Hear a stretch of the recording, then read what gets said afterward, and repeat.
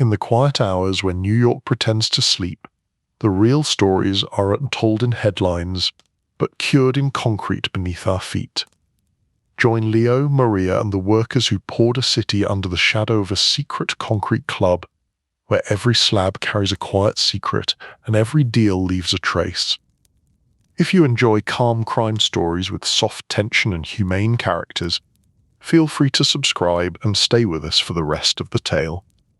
Chapter 1: Rebar Coffee and the Whisper About the Club. The city was still in that bluish hour when the streetlights hummed louder than the traffic. Leo Mancini stood on the edge of a midtown pit, boots at the crumbling lip of old asphalt, watching the first ready-mix truck back up to the forms. He held a paper cup of coffee in one hand and a folded set of drawings in the other. The coffee had cooled faster than the concrete ever would. He minded the coffee more. The pump operator eased the boom into place, slow and graceful against the brightening sky. Men in hard hats moved through puddles and cables with the practiced laziness of people who did not fully wake up until the first load hit the forms. Diesel engines idled, and the air smelled of fuel, wet rebar, and that sharp mineral tang that came before stone. Leo breathed it in and felt his shoulders lower a little. For all his worrying, he loved this part. He checked his watch, an old one from his father, its glass scratched and honest, just before 6. They were on time, which felt like a minor miracle. Behind him, the midtown towers glowed like a set of watchful eyes. Somewhere a horn barked, then another, and the city began one more day of pretending it ever slept. Leo called out to the foreman to remind him about the slump test, but it came out more like a polite suggestion than a command. He was that kind of engineer. He believed in numbers and in giving people the chance to do the right thing before he started nagging. The foreman waved and nodded. The first wet grey stream slid down the chute and into the pump, a controlled river heading for the steel skeleton they had spent weeks tying together. He walked along the forms, checking bracing, listening for the hollow knock that meant something was not tight. He saw a loose wedge, tapped it in with the butt of his flashlight, and felt better. A simple fix, no meeting required. A crane hook swung above him like a lazy pendulum as the sky shifted from blue to a thin, pale yellow over the East River. He remembered his father on a job years earlier, telling him that good concrete was like good bread. The ingredients were simple, but people found 100 ways to rush it and ruin it. His father had been a mason, not an engineer. He had never learned the formulas, but he read a wall with the same calm certainty that Leo now brought to a spreadsheet. Leo wondered, not for the first time, what his father would think of this city of glass and steel rising on top of their old walk-up neighborhood. The pour settled into its rhythm, the men joked with each other in low voices, the pump thumped a steady heartbeat. Leo walked the perimeter, scribbling a few notes about air temperature, batch numbers, and the time the first truck had arrived. No one would ever read half of it, but it soothed him. Concrete was permanent, he liked to say, but memory was not. Someone had to write things down. By the time the sun cleared the lower rooftops, the first trucks were rumbling away, drums already spinning for the washout. The site smelled like wet stone and hot metal. Leo gathered his drawings, tossed the empty coffee cup into a bin, and gave the foreman a small nod of approval that he hoped felt like a compliment and not a lecture. The foreman grinned back. The slab would cure. The city would get another floor. The subway ride back to Queens was its own kind of meditation.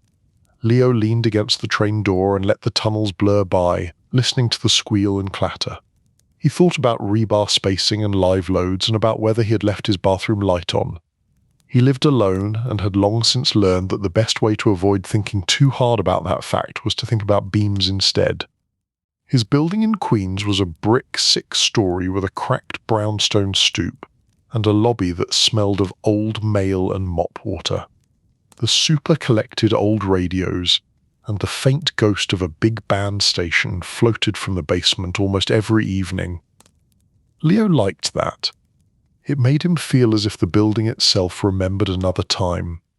His apartment was on the 4th floor, a woe bedroom with thin walls and a view of a fire escape that had seen better paint jobs. He dropped his helmet by the door, hung his jacket carefully, and checked his small potted basil plant on the windowsill. It was somehow still alive. He took that as a good omen. The pipes hissed as he ran the shower. In the apartment next door, his neighbour Mrs. Romano was listening to some soap opera loud enough that he could follow the drama without wanting to. Someone was leaving someone else for the third time and declaring, with great passion, that this time it was final. Leo smiled. The world liked to pretend that everything was permanent. He knew better. Only concrete tried to be.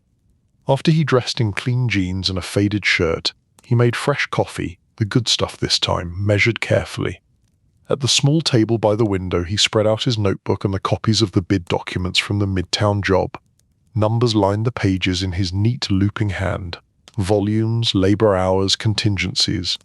To most people it would have looked like a jumble. To him it was as familiar as a map. He traced a column with his finger, thinking about how close the margins already were. Fuel prices up. Insurance up. The cost of keeping trucks and men ready for jobs that might or might not start when promised. The owner on this latest job had insisted on a schedule so tight it felt like a dare. The city would not wait. The money would not wait. Concrete could not wait either. Once the trucks rolled, there was no pause button. His father had taught him to love this work. His father had also warned him that some corners of the trade attracted shadows. In the old days it had been cash envelopes and fights over who got which neighborhood. In the present, Leo was not sure how it worked. He only knew that there were whispers about a club that made the biggest jobs go smooth, as long as you went along. He had almost convinced himself that the whispers were nothing more than stories to scare naive engineers when he walked into the yard canteen that afternoon. The canteen was a long, low room at the back of Riverside Ready Mix's yard, with fluorescent lights that hummed and a coffee pot that never quite emptied. The tables were scarred, the chairs mismatched, and the wall clock had been stuck 10 minutes slow for years. Jamal Ortiz sat near the window, big hands wrapped around a mug, laughing at something one of the drivers had said. Jamal waved Leo over with the kind of easy friendliness that made everyone on site adore him. Leo sat down, grateful for the warmth and the smell of fries. The television in the corner muttered about city politics while a radio on the shelf argued with it about baseball. It was a normal afternoon, and Leo was just beginning to relax when he caught the tail end of a sentence from the next table. One of the older drivers was saying that the Midtown job they had just poured was lucky to have been blessed by the club. He said it like he was talking about good weather, casual and a little amused. Another man asked what that meant. The driver smirked and said that some jobs had angels watching over them, and some jobs had something more practical. Jamal snorted and told him to quit scaring the new kid at the union hall. He said that there was no club, only stubborn concrete and certain people who liked to pretend they controlled it. But even as he joked, he glanced around the room in that quick way that meant he knew there were lines you did not cross, even in stories. Leo pretended to be absorbed in his sandwich, but his ears were wide open. The word club seemed to hang in the air like dust. No one defined it. No one had to. In their world, things that moved too smoothly were as suspicious as things that did not move at all. The talk drifted to safer topics. A traffic cop with an overactive ticket book, a rookie on a site who had tried to ride the concrete bucket like an elevator and been gently guided back to reality by a very angry foreman. The men laughed and Leo joined in, but part of his mind stayed on that one phrase, the club. By late afternoon, Leo had made a dent in the stack of change orders on his desk and was planning a quiet evening that involved nothing more dramatic than laundry and maybe an old movie. His plans changed the moment Maria Alvarez leaned in his doorway and asked if he had a minute. Maria was Riverside Ready Mix. Her father had started the company with one truck and a lot of stubbornness. She had inherited a fleet of trucks, a cluttered office, and a permanent relationship with the bank. She wore her black hair pulled back and her reading glasses on a chain around her neck. Her voice carried equal parts dry humor and that particular tiredness reserved for people who had to sign other people's paychecks. In her small office, the blinds were half closed against the glare. The desk was a landscape of folders, coffee rings, and a single green plant clinging to life. She pushed a folded letter across to Leo and asked him what he made of it. It was on expensive stationery, the name of a restaurant in Little Italy at the top. Polite words invited Maria and a guest to a private dinner for select contractors active in major structural projects within the city. There was some phrase about sharing industry insights and ensuring continued labour harmony. The date was in 2 nights. Leo read it twice. The letter did not mention any club. It did not have to. He felt a small knot form in his stomach. Maria watched his face and smiled without much humour.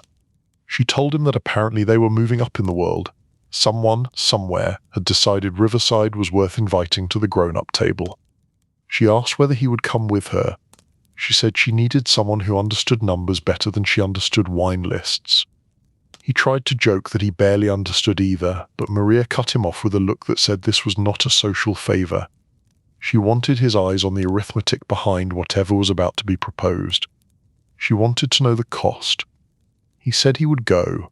Of course he would go. She nodded as if she had expected nothing else. That night, back in his apartment, Leo lay awake longer than usual. The walls hummed with other people's television shows and arguments and footsteps. The city outside whispered through the window, tire noise and occasional sirens sliding past in the dark. He thought about concrete, about how it flowed and then set, about how once you locked steel and stone together, changing anything became a major operation. He wondered whether that was what this club was like, something that started as a convenient arrangement and then hardened into part of the structure of the city, nearly impossible to remove without cracking everything around it. Somewhere below, the super turned up the radio, and an old swing tune floated up through the pipes. Leo closed his eyes and pictured rebar and forms and a long table in a Little Italy restaurant, where the real load calculations were done behind friendly smiles. He told himself not to be dramatic. It was just dinner. People talked. Deals were made. He would listen, that was all. Still, as he finally drifted towards sleep, the word club echoed once more in his thoughts, heavy as wet concrete. Chapter 2. Dinner in Little Italy and the soft rules of the game. 2 evenings later, the city was wrapped in a soft late spring drizzle that turned the streets shiny and made the lights blur. Leo stood with Maria under a small awning on a narrow Little Italy block, watching umbrellas navigate the puddles. The restaurant door in front of them was unmarked except for a brass handle polished by years of use. Inside, warmth and the smell of garlic wrapped around them. The place looked like it had been decorated once in the 1950s and never argued with since. Red and white tablecloths, framed pictures of half-remembered crooners, a bar with a mirror that had seen 1,000 handshakes. The lighting was gentle, flattering, with just enough shadow to make conversations feel private. A host greeted Maria by name before she could speak. Leo noticed that. He sensed that in this room, knowing who people were was part of the service. They were guided past the front dining area to a back room where a long table waited, already set with heavy plates and thick-stemmed glasses that clinked softly under the low murmur of voices. Several men and a few women were already seated, most in suits that looked comfortable rather than flashy. Leo recognized 2 owners of mid-sized concrete companies, one steel fabricator he had argued with over delivery schedules, and a couple of faces he knew only from trade gossip. There were also 3 men he did not recognize, each with the easy stillness of people used to being listened to. Introductions went around the table with practiced ease, first names mostly with little jokes attached. Leo was presented as the numbers man from Riverside, the one who made sure their trucks did not wander off the map. Maria took it in stride, making a quip about how someone had to keep an eye on the decimal points while she chased overdue invoices. The first course arrived, and for a while the conversation stayed in familiar territory. Concrete mix designs, city inspectors who suddenly cared about things they had ignored for years, the endless dance of permits and revised drawings. Leo found himself relaxing, even enjoying the food. The pasta was excellent. The wine, which he sipped carefully, was better than he was used to. As the plates cleared and dessert menus appeared merely as a formality, The man seated near the head of the table leaned back slightly. He was in his late 40s, well-dressed without any obvious labels, with calm eyes and a voice that carried across the table without needing to rise above the murmur. He spoke about the city's building boom, about how much work there was for everyone, and how chaos could ruin all of it if people were not smart. He talked about strikes that had shut down projects for weeks in the past, about wildcat actions and jurisdictional disputes, and all the other minor earthquakes that could shake a project schedule apart. Then he said that certain friends had worked hard over the years to make sure that did not happen anymore, at least not on the big jobs. He praised the unions for their professionalism, praised the contractors for their patience, praised the city for its appetite for new towers. His tone remained warm, almost fatherly. He never used the word club. He did not have to. Leo listened carefully. The man explained in smooth and careful language that for major structural projects above a certain size, there were now established understandings. Certain contractors were best positioned to handle certain types of work. Certain suppliers had proven their reliability. Certain labor arrangements ensured that picket lines did not appear unexpectedly. In return for this stability, small contributions were expected. Percentages, he called them, in the same way a salesman might talk about a service fee. They were modest compared to the cost of delays. They ensured that crews arrived on time, trucks moved without mysterious mechanical issues, and inspectors did not become suddenly fascinated with minor details. Leo felt Maria stiffen very slightly beside him. She kept her expression neutral, but he knew her well enough to sense the calculations running behind her steady gaze. He picked up his water glass and set it down again to keep his hands from fidgeting. One of the other contractors at the far end of the table asked a question about what happened if someone chose to handle a big job without participating in these understandings. The man's smile thinned just a little. He said that anyone was free to do business as they liked, of course. He added, in a tone as soft as the candlelight, that the city could be a very unpredictable place. Traffic could snarl deliveries, permits could be delayed, a surprise audit might appear, crews might decide that some job sites did not feel welcoming, mistakes could happen. He did not raise his voice. He did not need to. The conversation drifted then into stories about past projects. A tower downtown where a strike had been resolved almost magically overnight. A bridge repair job that had finished months ahead of schedule once everyone was on the same page. The examples were meant to reassure. To Leo, they sounded like case studies in how pressure was applied without leaving fingerprints. Maria asked done question, quiet and direct. She wanted to know how a mid-sized company like Riverside was supposed to plan for these percentages. The man nodded, clearly pleased by her professional angle. He said that for now, the important thing was loyalty. Riverside had already shown it could be useful. The details would be discussed privately, job by job. As the dinner wound down, dessert appeared like a reward for sitting through a seminar. Leo found himself eating a slice of cheesecake he could barely taste. The air was heavy with coffee and the faint trace of cigar smoke that seemed to cling to the wood paneling from some earlier era. When they finally stepped back out onto the damp street, the night air felt cooler than it should. The restaurant door closed behind them with a soft click. Little Italy glowed with streetlights and the neon of nearby places where people laughed without worrying about load calculations or labor harmony. They walked in silence for half a block. The rain had eased to a mist, and the pavement shone. At a corner under a flickering street lamp, Maria stopped and looked at Leo. She said that for all the polite talk in that room, what she had heard was simple. If they wanted to keep bidding on big Manhattan jobs, they would be expected to be part of this circle. She did not need to say what would happen if they refused. They had both heard it between the lines. Leo, thinking like an engineer even now, started listing the practical implications. How much extra cost they could absorb, what it would do to their margins, how competitive they would remain on honest bids. Maria listened, hands tucked into the pockets of her coat, gaze on the wet street. When he finished, she gave a dry little laugh and said she appreciated that he worried about the math. She worried about what kind of people they were becoming.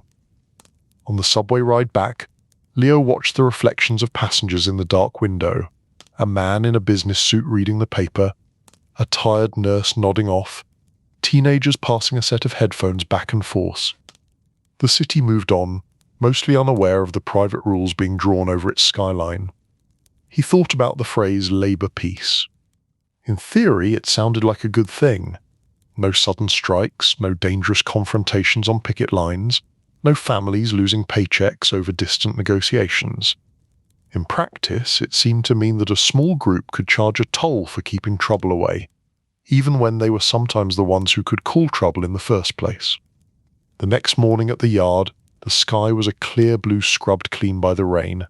Trucks rolled out in their normal pattern, drivers leaning on horns as they headed for various jobs. The canteen smelled of bacon and strong coffee.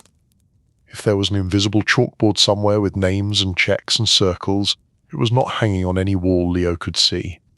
In her office, Maria sat with a cup of coffee gone cold and the dinner invitation letter folded neatly in half. She asked Leo to sit. She wanted to talk about what came next, but first she wanted to complain about her coffee.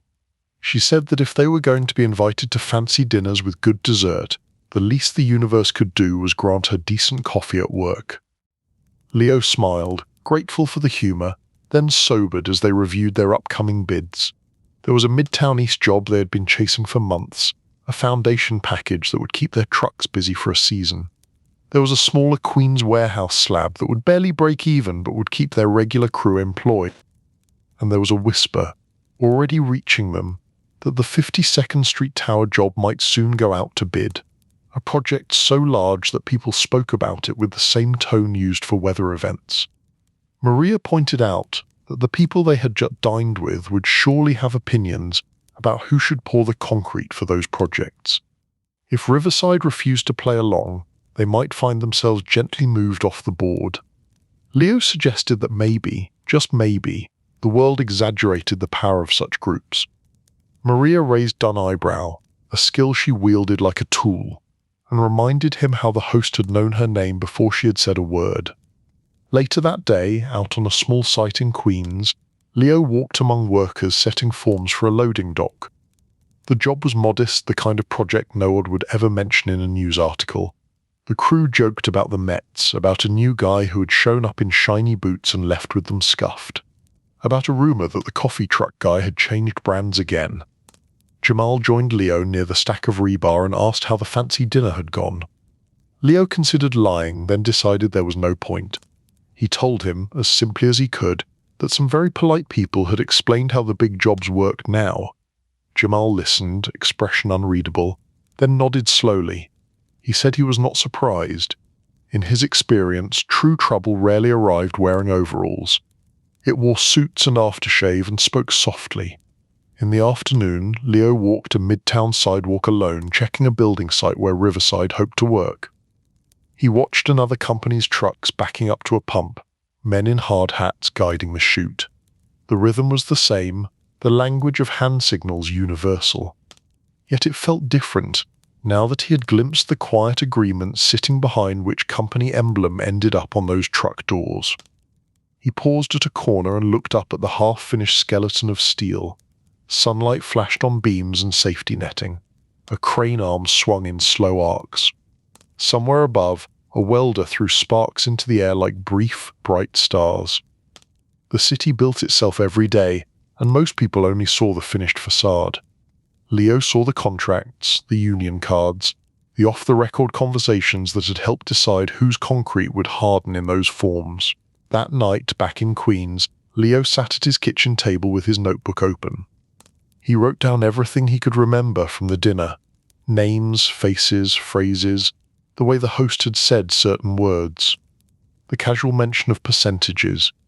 He did not know yet why he felt the need to document it. It was just a habit, he told himself. An engineer writing a report for a meeting that did not yet exist. He paused, pen hovering over the page, then added one more line. He wrote that buildings carried more than physical loads.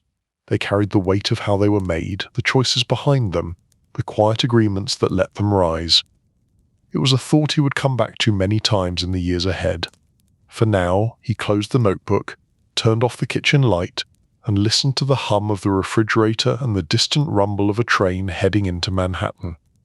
The city exhaled around him, and somewhere, in a back room above a restaurant, the real schedule for its next skyline was being drawn. Chapter 3: Labor Peace and Padded Schedules. The Midtown East job started with a bid that felt almost ordinary, a solid foundation package, not as huge as the dream projects whispered about in trade magazines, but big enough to keep Riverside Ready Mix busy for months. The drawings showed a stiff grid of columns, a deep mat slab, and a tight footprint squeezed between older buildings that leaned together like gossiping aunts. On a grey morning, Leo stood at the curb of that narrow site and watched the first deliveries roll in. The street was barely wide enough for a truck to back up without a dance. Orange cones, sawhorses, and a line of impatient taxis formed the usual New York chorus behind them. Above, neighbouring tenants leaned at their windows, curious about the new hole opening beneath their view. Leo checked the day's schedule on his clipboard. More drivers had signed in than he expected. More labourers milled around than seemed strictly necessary for the work listed. He saw new names on the timesheet, people he did not recognise from the yard or the union hall. A couple of men leaned against a stack of rebar, hands in pockets, chatting easily, not in any hurry to pick up tools. He walked the site with the foreman, going over pour sequences and access routes. The foreman, a wiry man with tired eyes and a good heart, kept glancing at the crew, then at the small office trailer where a union flag fluttered in the window. When Leo asked if everything was fine, he nodded quickly and said that on jobs like this, everyone got a turn. That was just how it was now.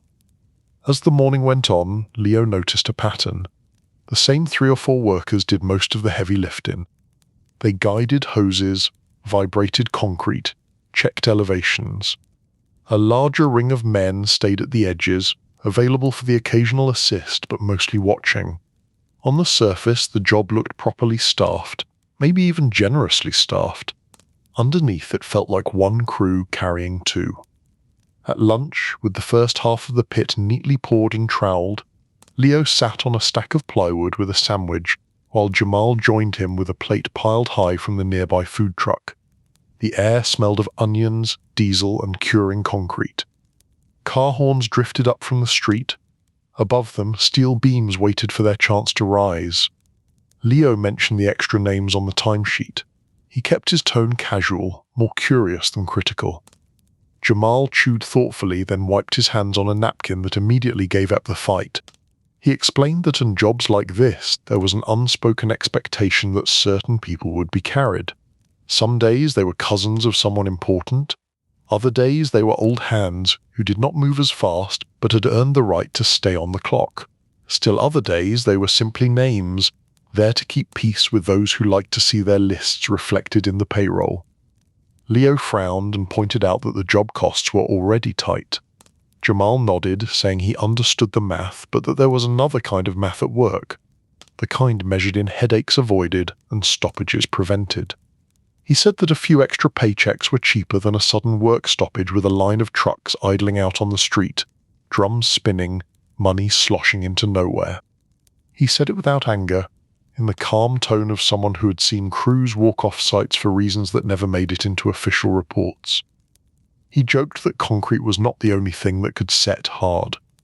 Old grudges did too. As afternoon light slid between the neighbouring buildings, a black sedan squeezed into the lane beside the site, blocking traffic with the confidence of someone used to being forgiven.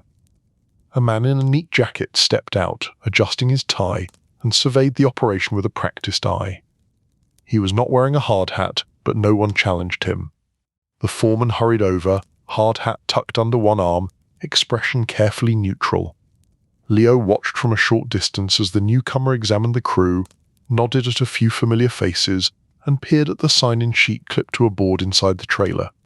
He pointed once, twice, at certain lines, lips moving in a quick question. The foreman responded with small nods and gestures. A few minutes later, the man approached Leo with a smile as smooth as the newly troweled slab. He introduced himself as a representative from the local union office, keen to see how the job was going. He praised the safety practices, the neat rebar, the quality of the mix. His tone never left the realm of polite inspection. Then, in a slightly lower voice, he mentioned that this project was considered important. A club job, he called it, using the word as if it were a friendly neighborhood association. That meant certain standards had to be met. The right number of workers per shift, the right balance of senior and junior members, the right sense of fairness when it came to distributing hours. Leo responded that Riverside was committed to following the contract, including all union requirements. The representative nodded, clearly expecting no less. He tapped the timesheet gently with one finger and said that on certain sites the contract was a floor, not a ceiling. Better to be generous, he said, than to give anyone reason to feel overlooked. He glanced once at Maria's name on the project board, then back at Leo, and said that everyone wanted this job to go smoothly. Labor peace, he called it again, like a blessing. When he left, the traffic that had piled up behind his car seemed to part for him as if by habit. Leo watched him go, feeling that same small knot he had first noticed in Little Italy tightening another notch. Back at the yard that evening, Maria sat at her desk with her reading glasses midway down her nose, squinting at the preliminary timesheets from Midtown East. She asked Leo to explain why the labor hours were already creeping beyond the estimate. He reminded her of the union representative's visit, the extra bodies, the talk of standards. She listened in silence, then rubbed her temples with thumb and forefinger. She said she understood that a little padding kept certain people happy, but there was a line between smoothing out wrinkles and stuffing pillows. If they kept adding invisible costs to each club job, their bids for the next ones would edge higher and higher. Eventually, even the most patient invisible friends would find someone cheaper. She stood, walked to the window, and looked out at the line of trucks in the fading light. Their white drums were streaked with grey, each boat a rolling reminder of the thin margin between profit and loss. She said that her father had always told her to pay people fairly and on time, but never to pay for nothing. Work, he had insisted, should be seen to be done. The next day at Midtown East, the union representative returned, this time with a clipboard of his own. He toured the site, complimented the steady progress, and then mentioned that there were a few additional members who were currently between assignments. It would be good, he said, if Riverside could bring them on for a while, just to keep everyone feeling included. Maria happened to be on site that morning. She greeted him warmly, offered coffee, and listened to his suggestion. Then, with careful courtesy, she declined. She said that she respected the union and valued the relationship, but the budget for this job had been set. She could not justify more hires without clear tasks attached. The representative's smile did not vanish, but it cooled a few degrees. He asked whether Riverside wanted to be known as a company that did not cooperate on important projects. Maria replied that she wanted Riverside to be known as a company that treated workers honestly and kept its promises to owners. She added, with a hint of dry humor, that she also wanted to keep the lights on. For a moment the sounds of the site seemed to fade, then a truck horn blared, a worker shouted for a shovel, and the spell broke. The representative nodded slowly, said they would talk again, and left. As he walked away, Jamal murmured that Maria had just written her name a little clearer on that invisible chalkboard. In the weeks that followed, the job moved forward. Slabs were poured, columns rose, and rebar cages climbed toward the sky. The weather cooperated more often than not.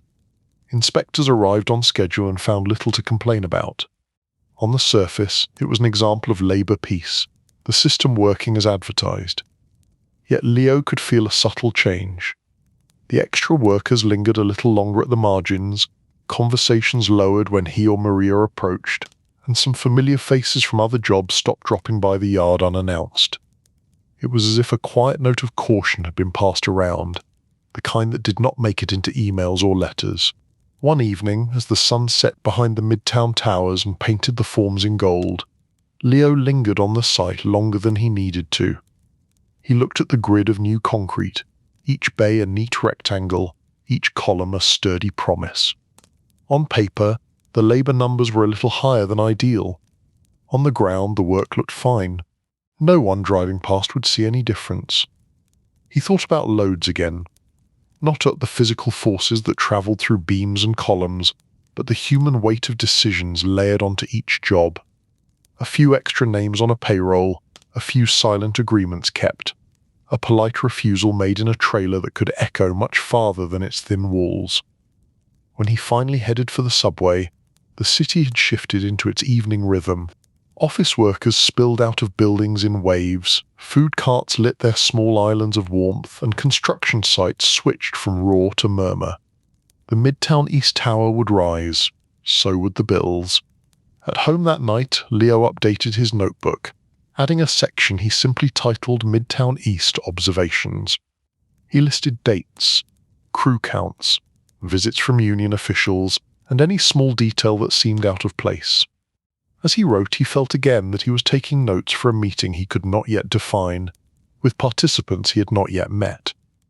He ended the entry with a quiet thought. He wrote that peace built on fear and favours was a strange foundation. It held, but only as long as everyone agreed not to lean on it too hard. Chapter 4. Design Loads and Moral Weight. Summer settled over the city with the heavy patience of wet concrete. Heat rose off sidewalks in shimmers, and the air in the yard office felt thick even with the fan pushing it around like tired air on a subway platform. Leo swapped his jacket for short sleeves and kept a spare shirt in his desk drawer for days when site visits turned into saunas. Nights found him back at that small table in Queens, blueprints and calculations spread out like a paper galaxy. He checked load paths, reread notes from designers, and imagined the lived lives that would someday occupy the spaces he was helping to shape. Office workers tapping keyboards in glass corners, janitors wheeling carts down quiet hallways, security guards watching cameras in dim rooms. All of them trusting, without knowing it, that people like him had got the numbers right and the concrete solid. The more he thought about it, the more the other kind of load weighed on him. Not the weight of furniture and file cabinets and snow on roofs, but the weight of those small compromises he had watched being folded into the job like fine print. Extra names on payrolls, expectations whispered over pasta and wine, labour peace purchased in quiet increments. One hot afternoon, on a different midtown site where Riverside was supplying a transfer slab, the tension between ideals and reality took on a more physical form. The truck that arrived just after noon was late. The driver climbed down apologizing, explaining that traffic on the bridge had been a mess and that the previous poor uptown had run long. Leo could see the worry in his eyes. Ready mix was a race against chemistry.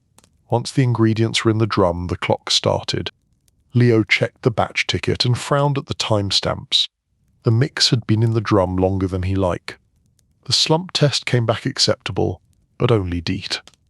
The site superintendent paced nearby, checking his watch and muttering about overtime and inspectors who would not wait forever. Leo stood by the chute, feeling the eyes of half the site on him. If he rejected the load, they would lose precious time, maybe throw the day's sequence into chaos. If he accepted it, he would be trusting that the mix, though older than ideal, would still perform within the safety margins he had built into the design. He remembered his father again, telling him that concrete was forgiving up to a point and then very much not. He also remembered the talk of smooth jobs and no delays on certain sites. This was a club job, one of the ones where trouble was supposed to glide right off the schedule, like rain off fresh sealant. In the end, he compromised without fully surrendering. He instructed the driver to add a measured amount of water under his supervision, then ordered extra vibration and careful curing measures. He documented everything in his notebook with almost obsessive detail. Batch numbers and temperatures and even the positioning of the sun. The pour went ahead. The slab took its grey, spreading shape. No one watching from a distance would have seen anything unusual. Yet Leo walked away feeling as if he had stepped just a bit closer to a line he did not want to cross.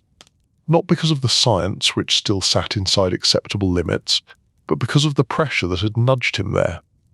A few days later, while he was on that same site reviewing formwork for the next stage, he heard the sound of an official city vehicle attempting to wedge itself into a space better suited for a bicycle. Horns answered it from all directions. Someone in a safety vest waved traffic around with the weary authority of a conductor whose orchestra never quite looked up. The woman who stepped out of the car adjusted her hard hat with one hand and tucked a clipboard under her arm with the other. Leo recognized Darlene Park before she reached the gate. She had the same steady walk, the same expression that hovered somewhere between mild interest and practiced neutrality. The foreman greeted her with a smile that was 3 parts politeness and 1 part mild dread.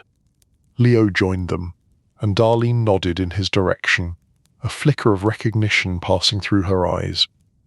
She began her inspection with the calm thoroughness that had already made her something of a legend among crews who preferred inspectors with short checklists.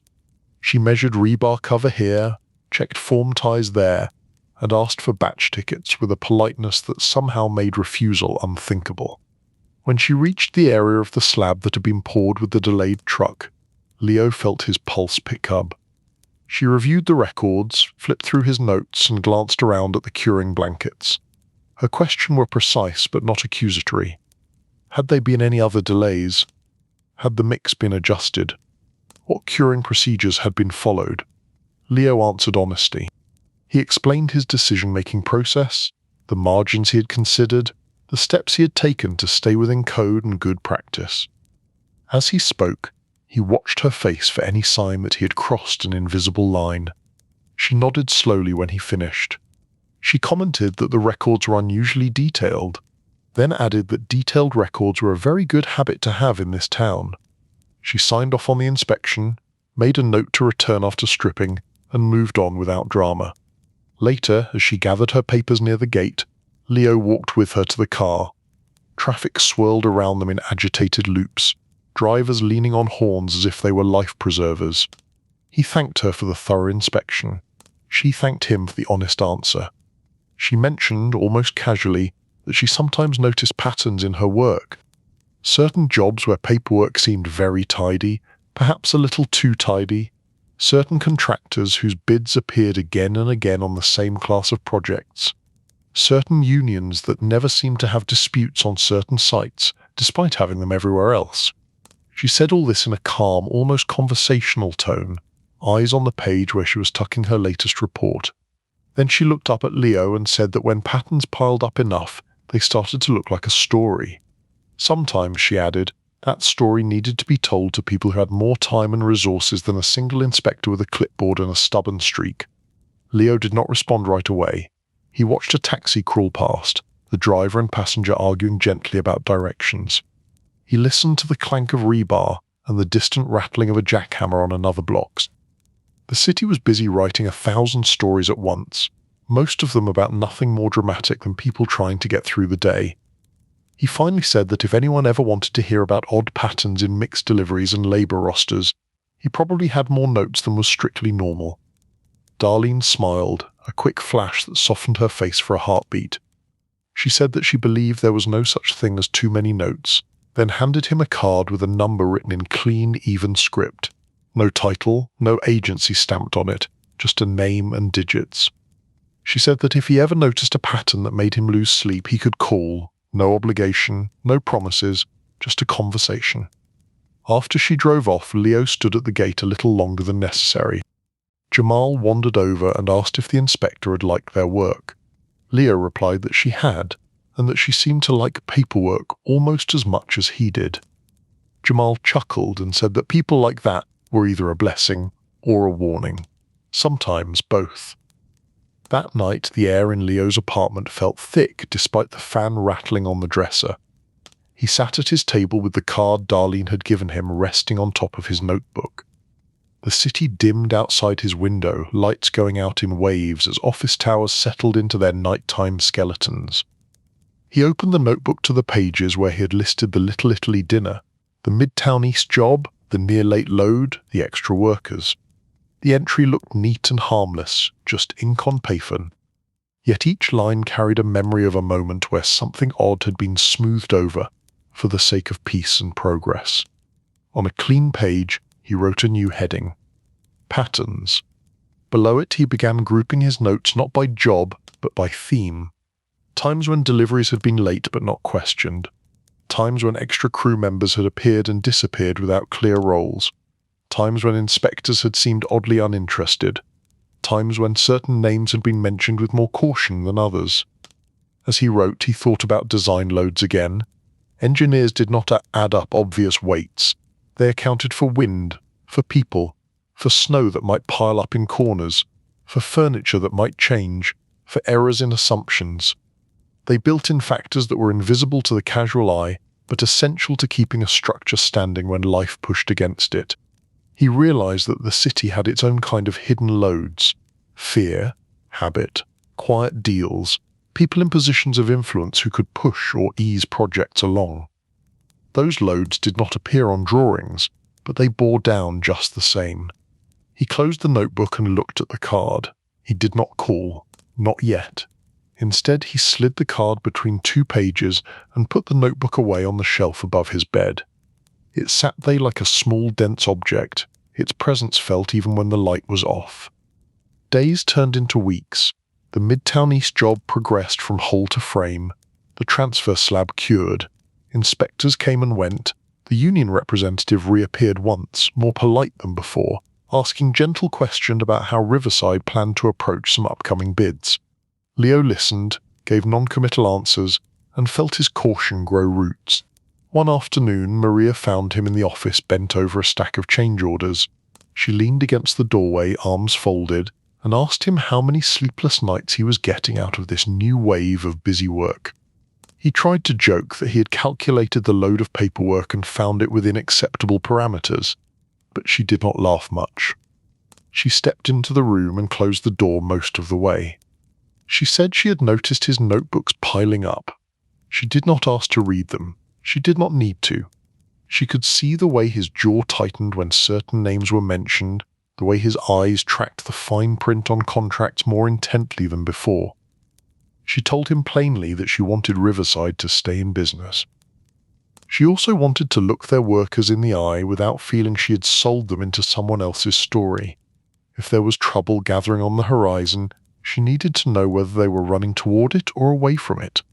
Leo took a breath and told her about Darlene's card, about the patterns the inspector had hinted at, about his own growing unease. He did not dramatize. He did not use the word unalive or speak of danger.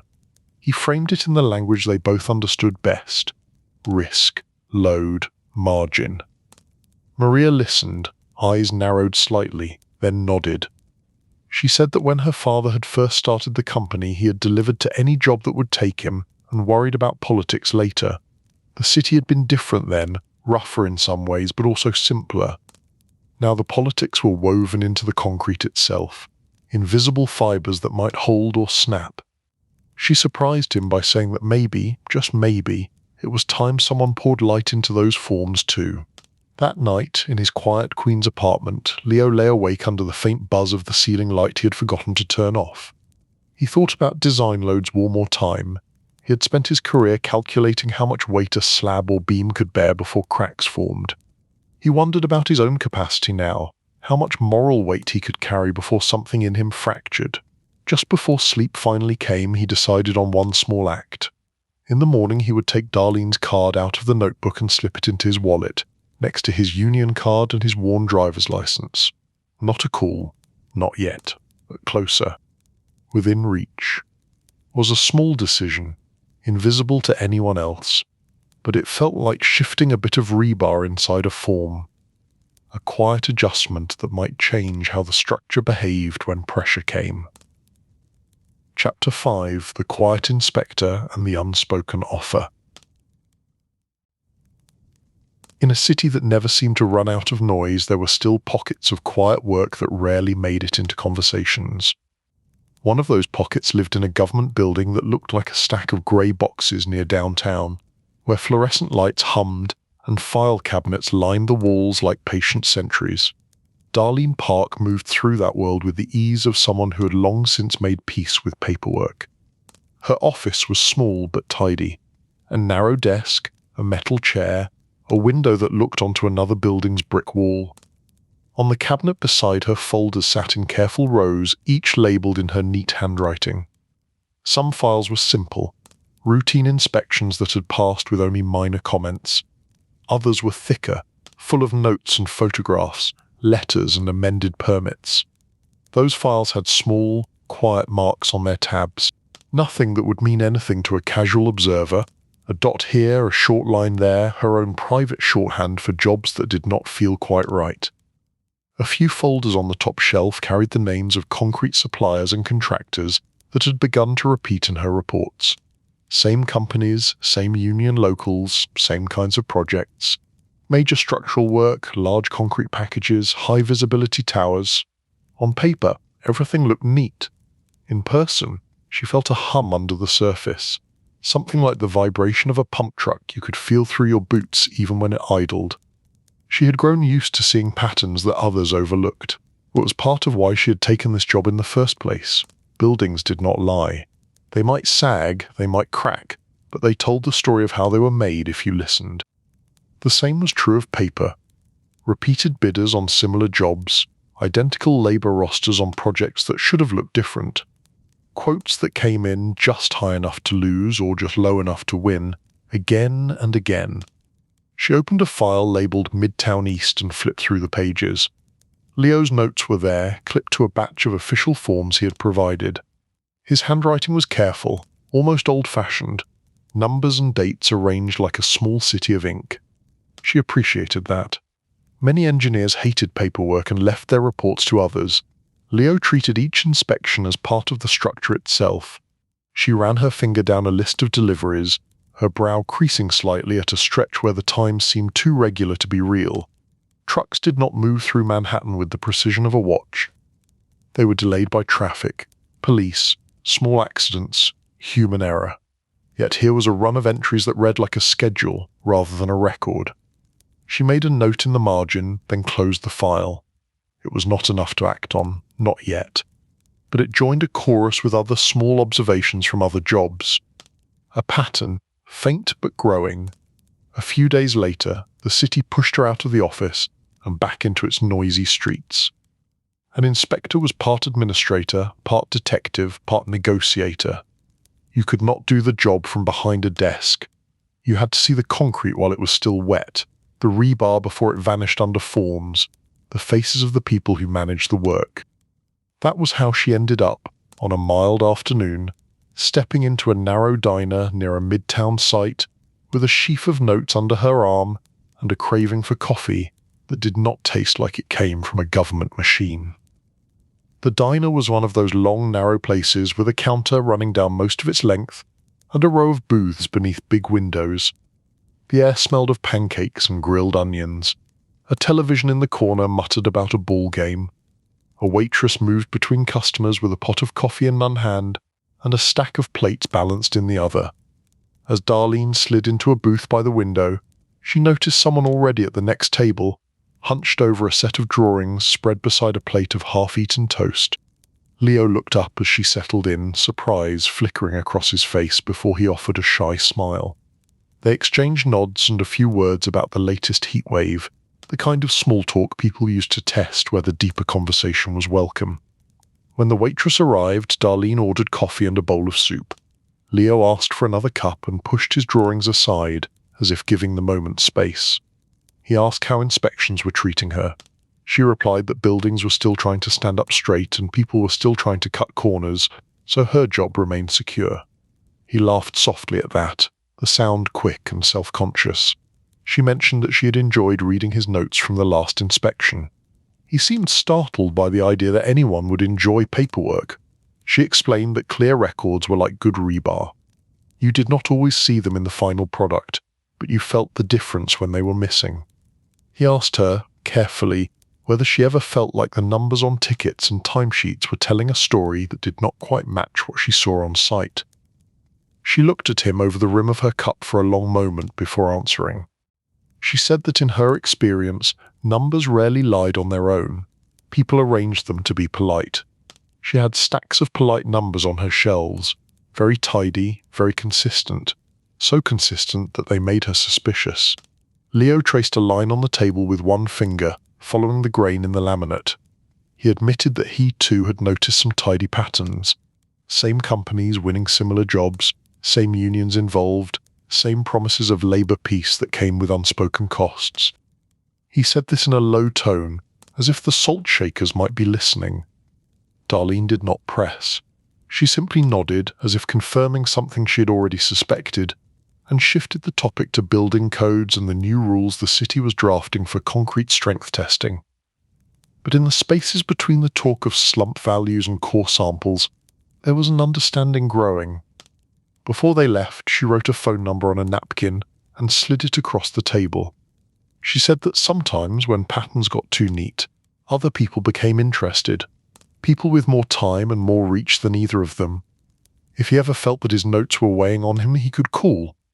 No forms required at first. He folded the napkin and tucked it into his pocket as if it were more fragile than papered.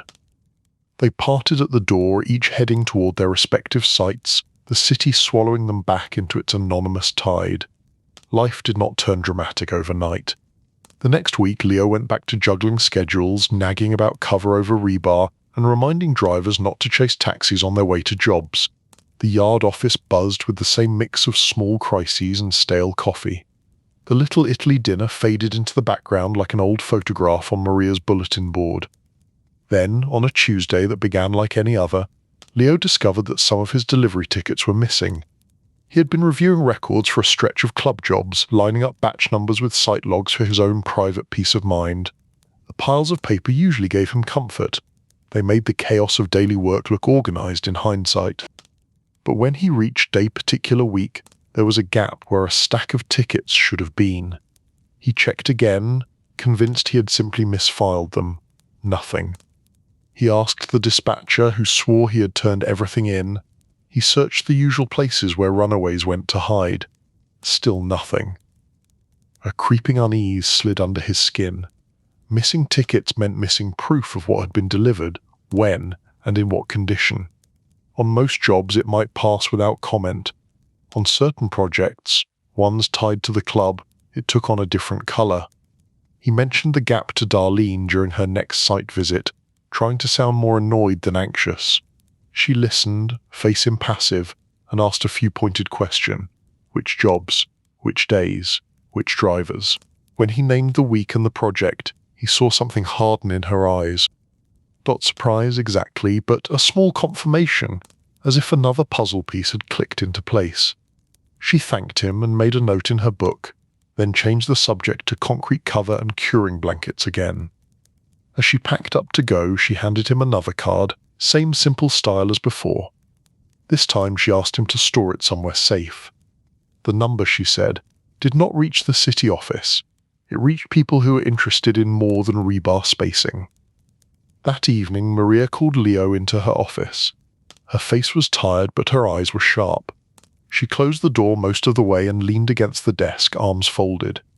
She had received a phone call that afternoon. A friendly voice, one she recognized from Little Italy, had asked if everything was going smoothly on their current club jobs. The caller had mentioned, in the same breath, that sometimes paperwork went missing when too many people had their noses in it. Maria asked Leo, very calmly, whether he had been sharing their records more widely than usual. He felt his throat go dry for a moment before he answered. He said that he had talked to Darlene about some irregularities. He had not yet called any numbers that led beyond City Hall, but he had been, as he put it, unusually observant. She closed her eyes briefly, then opened them and stared out the window at the yard. Trucks were rolling in for the evening wash. Workers were heading for the gate, shoulders hunched in that particular end-of-shift slump. She said she was not angry with him, she was worried. Not because she feared honest people, but because systems that relied on shadows did not like being examined in daylight. She reminded him in a quiet voice that they had a responsibility not only to their own consciences, but to the men who drove those trucks and stood under those loads. She told him that if he chose to step deeper into whatever investigation might be forming, he needed to be smart. He needed to document carefully, speak carefully, and above all keep the safety of their crews at the front of his mind. She could live with losing contracts. She could not live with one of their guys getting caught in some dispute they had not asked for. He promised her he understood. The promise sat heavy on his tongue, not because he did not mean it, but because he knew how little control he truly had once certain wheels began to turn. That night, he sat at his kitchen table with both of Darlene's cards in front of him. The napkin, now faintly stained and creased. The newer card, crisp and professional. He stared at them for a long time, listening to the muffled sounds of his neighbours and the distant rumble of trains heading under the river. Finally, he reached for the phone. His hand shook just enough that he had to dial carefully. The number rang longer than he expected before a calm voice answered, identifying itself only as an office handling public integrity matters. He introduced himself as Leo, a structural engineer with a small concrete supplier in Queens. He said there were some patterns in his work that were keeping him awake at night. He did not yet use the word club. He did not need to. On the other end of the line, the silence felt attentive. They set a time to meet in a nondescript building downtown. The voice thanked him for calling and encouraged him to bring whatever records he felt comfortable sharing. The call ended with no fanfare. The room felt the same, yet different, as if the air had shifted unseen. Leo put down the receiver and looked around his small apartment.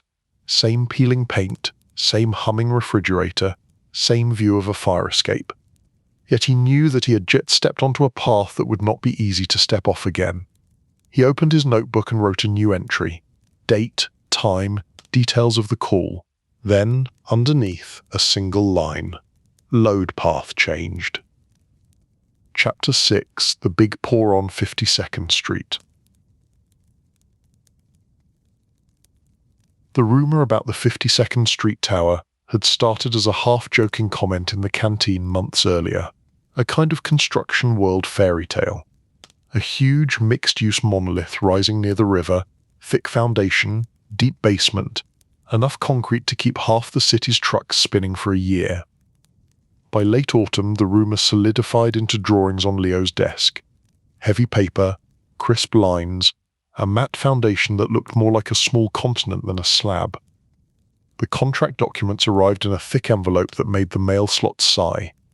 Maria called Leo into her office and dropped the set in front of him like a challenge. Riverside, against her expectations, had been invited to bid. They went through the numbers together, side by side at the cramped desk. Volumes, pump times, labour, fuel, contingencies. Leo did his usual careful dance, trying to balance realism against competitiveness. Maria watched the totals with a furrowed brow, pencil tapping a slow beat against her mug. They both knew that, on paper, Riverside was not the obvious choice for a job of this size. There were larger companies with bigger fleets, more political clout, deeper pockets. The fact that they had been given a chance to bid at all said something about how the invisible boards were being rearranged. When their number went in, Maria called it a respectful offer. High enough to keep them afloat, low enough to avoid laughter. Leo suspected it was also designed to give certain unseen decision-makers room for their own additions, those quiet percentages that never reached the official estimate. Weeks later, the call came. Riverside had landed the job. The announcement arrived in the form of a letter with polite language and a few lines praising their competitive proposal. Maria read it twice, then handed it to Leo with an expression that mixed pride and unease in equal measure. She joked that either they were getting better, or the game around them was changing, maybe both. The yard reacted as if they had just been handed a championship schedule. Drivers slapped each other on the back, mechanics muttered about overtime. The dispatcher began sketching out rough calendars filled with delivery windows and backup plans for when the city did what it always did and turned simple routes into obstacle courses. Jamal's grin could have lit a tunnel. He said that a job like this would mean steady hours for a lot of people through the winter. He teased Leo that he would need a second notebook just for the punch list.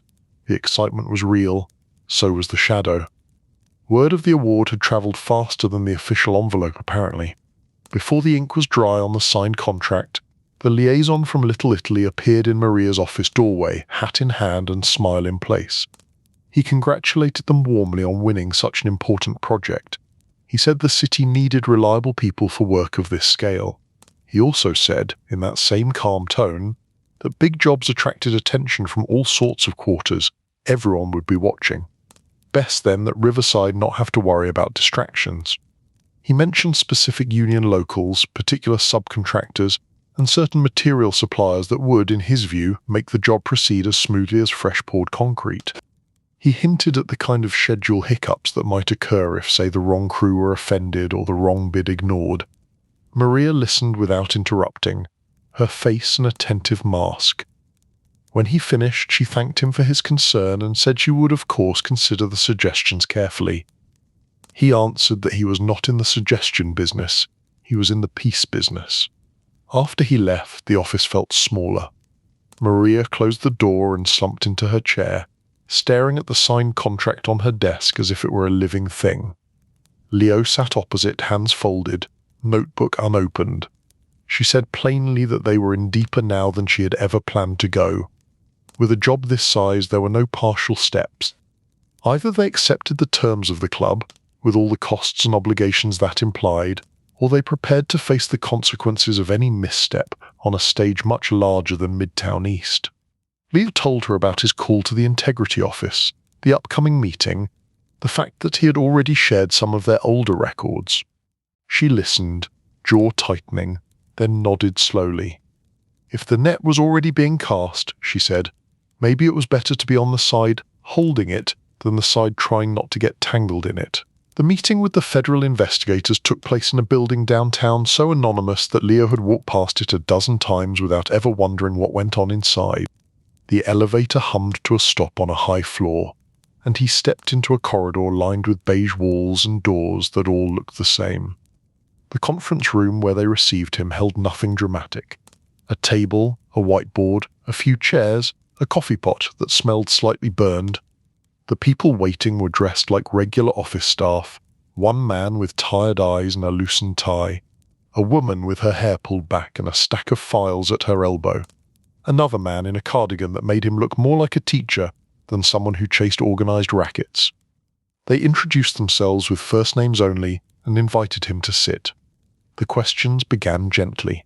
How long he had been in the industry, his role at Riverside, the kinds of jobs he had worked. Then they moved to more specific topics, club jobs, labor peace, pricing. They showed him a chart on the wall marked with colored pins and lines. Even without understanding all the details, he could recognize some of the patterns. He saw the names of major concrete suppliers and contractors he had heard in whispered conversations. He saw union locals he knew from helmets and jackets on site. He saw arrows connecting them, clusters forming around certain projects and neighborhoods. They explained in plain language that they had been investigating a concrete cartel operating under the protection of organized crime families. Certain companies had an effective monopoly of large structural contracts. Bids were coordinated, tributes collected, unions kept orderly in exchange for a share of the money. It matched the stories Leo had only glimpsed, expanded to citywide scale. They asked what he had seen personally. He answered as best he could, sticking to what he knew firsthand.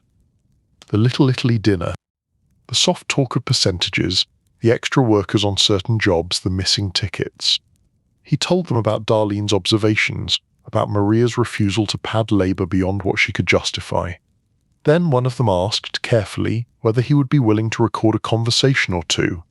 Nothing dramatic, no cloak and dagger scenes in parking garages, just casual talks with the liaison, perhaps a chat with a union representative, to capture in their own voices the way club expectations were expressed.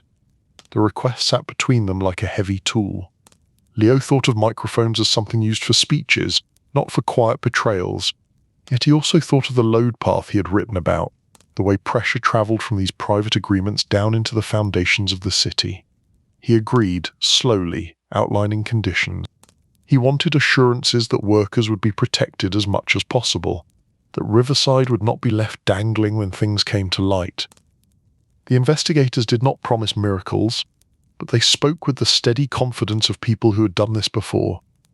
They said their aim was to reshape the field, not scorch it.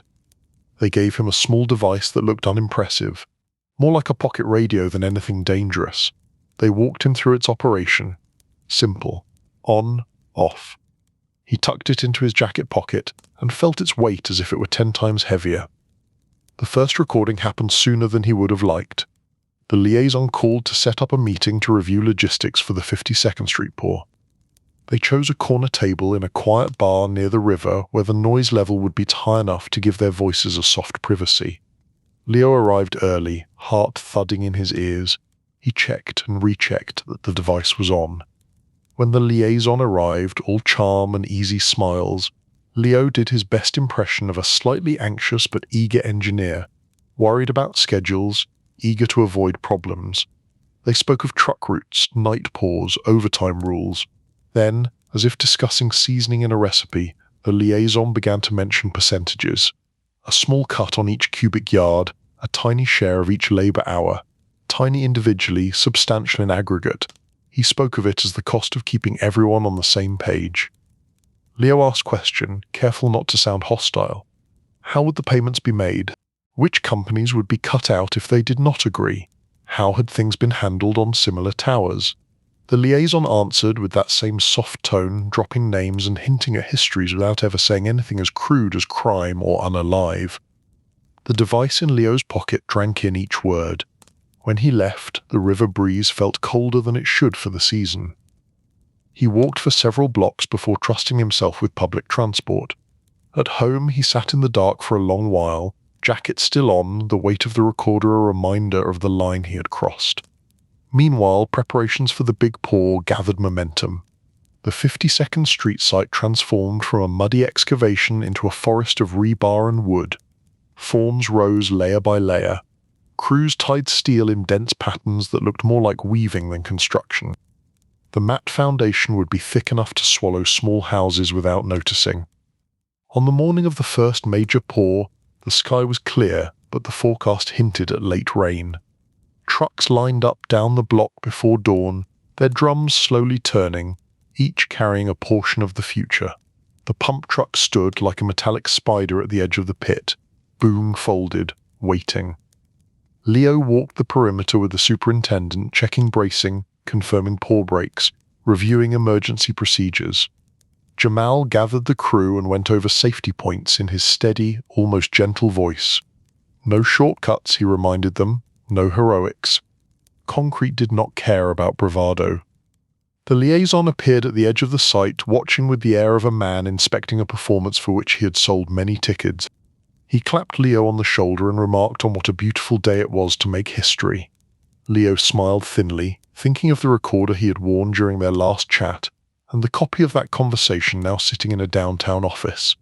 The first truck backed up, alarms beeping in the dim light. Hoses were connected. The pump began its measured thump. Grey river flowed down into the forms, enveloping the steel grid. Workers moved in a practiced dance, guiding, spreading, vibrating, leveling. Hours passed. The sun climbed. The crew settled into the rhythm. By late morning they were deep into the sequence, the mat slowly filling, a massive stone blanket wrapping around the skeleton of steel. Lunch was taken in shifts, quick bites on the edge of the site while the pump never fully stopped. Then, in the early afternoon, something shifting. It began as a sound, a low creak barely audible over the machinery. Leo was on the far side of the pit checking elevation marks when he felt, more than heard, a slight change in the way the formwork vibrated under his hand. A subtle new note in the chorus. He looked up and saw a brace on one section of the form begin to bow. Just a little. Concrete exerted stubborn, patient pressure. If a form gave way suddenly, it would not be gentle. It would push out with the force of tons of moving stone, sweeping anything in its path aside. He shouted for the pump to stop. His voice vanished into the clamour. Jamal, closer to the pump, saw his gesture and reacted instantly, signalling with such force that the operator hit the stop before his brain even caught up. The hose went still. The site's noise seemed to drop a notch. Leo pointed at the bowing brace. Jamal did not hesitate. He barked orders sharp and precise. Workers moved fast but controlled, like a well-drilled crew on a ship in rough water. Some braced the brace, others fetched additional supports. The superintendent grabbed a radio and barked at the pump operator to hold, no matter what anyone else shouted. For a tense minute, the entire job seemed to hold its breath. Concrete already in the form pushed outward, straining against wood and steel. The hastily placed additional bracing creaked, then held. Slowly the bow in the form eased back a fraction, then stabilized. Someone laughed nervously. Someone else cursed under his breath. Jamal walked the length of the threatened section, eyes searching for any other weak points. Leo joined him, heart pounding, palms damp. No one had been hurt. No concrete had spilled. A few minutes later, after careful inspection and some more bracing, the superintendent allowed the pour to resume, at a slower pace. The pump's thump returned, now accompanied by a new, sharper awareness in every pair of eyes on site. The liaison had watched the whole episode from the safety of the sidewalk. He did not step closer, did not shout advice. When the danger passed, he drifted away, phone at his ear, face unreadable. After the last truck was washed out and the pump folded itself to sleep, the crew dispersed in weary, subdued groups. Jamal and Leo remained, standing at the edge of the mat, looking down at the now still grey surface, dotted with curing blankets and finishing marks. Jamal broke the silence first. He said that people often thought danger on sites came from loud things, cranes swinging, jackhammers, fires, but more often it came from quiet shifts you could barely see until it was nearly too late. A missed brace, a tired worker, a schedule pushing people to move faster than they should. Leo nodded, thinking of other quiet shifts, percentages negotiated in dim restaurants, missing tickets, invited bidders. Agreements that looked smooth on paper until a single weak point threatened to give way. That night, Leo walked through Midtown in clothes splattered with fine grey dust, too tired to change before heading home. The tower at 52nd Street would someday gleam with glass and polished stone. For now, it was a massive, curing promise in the ground. At his kitchen table, he opened his notebook and wrote about the near failure.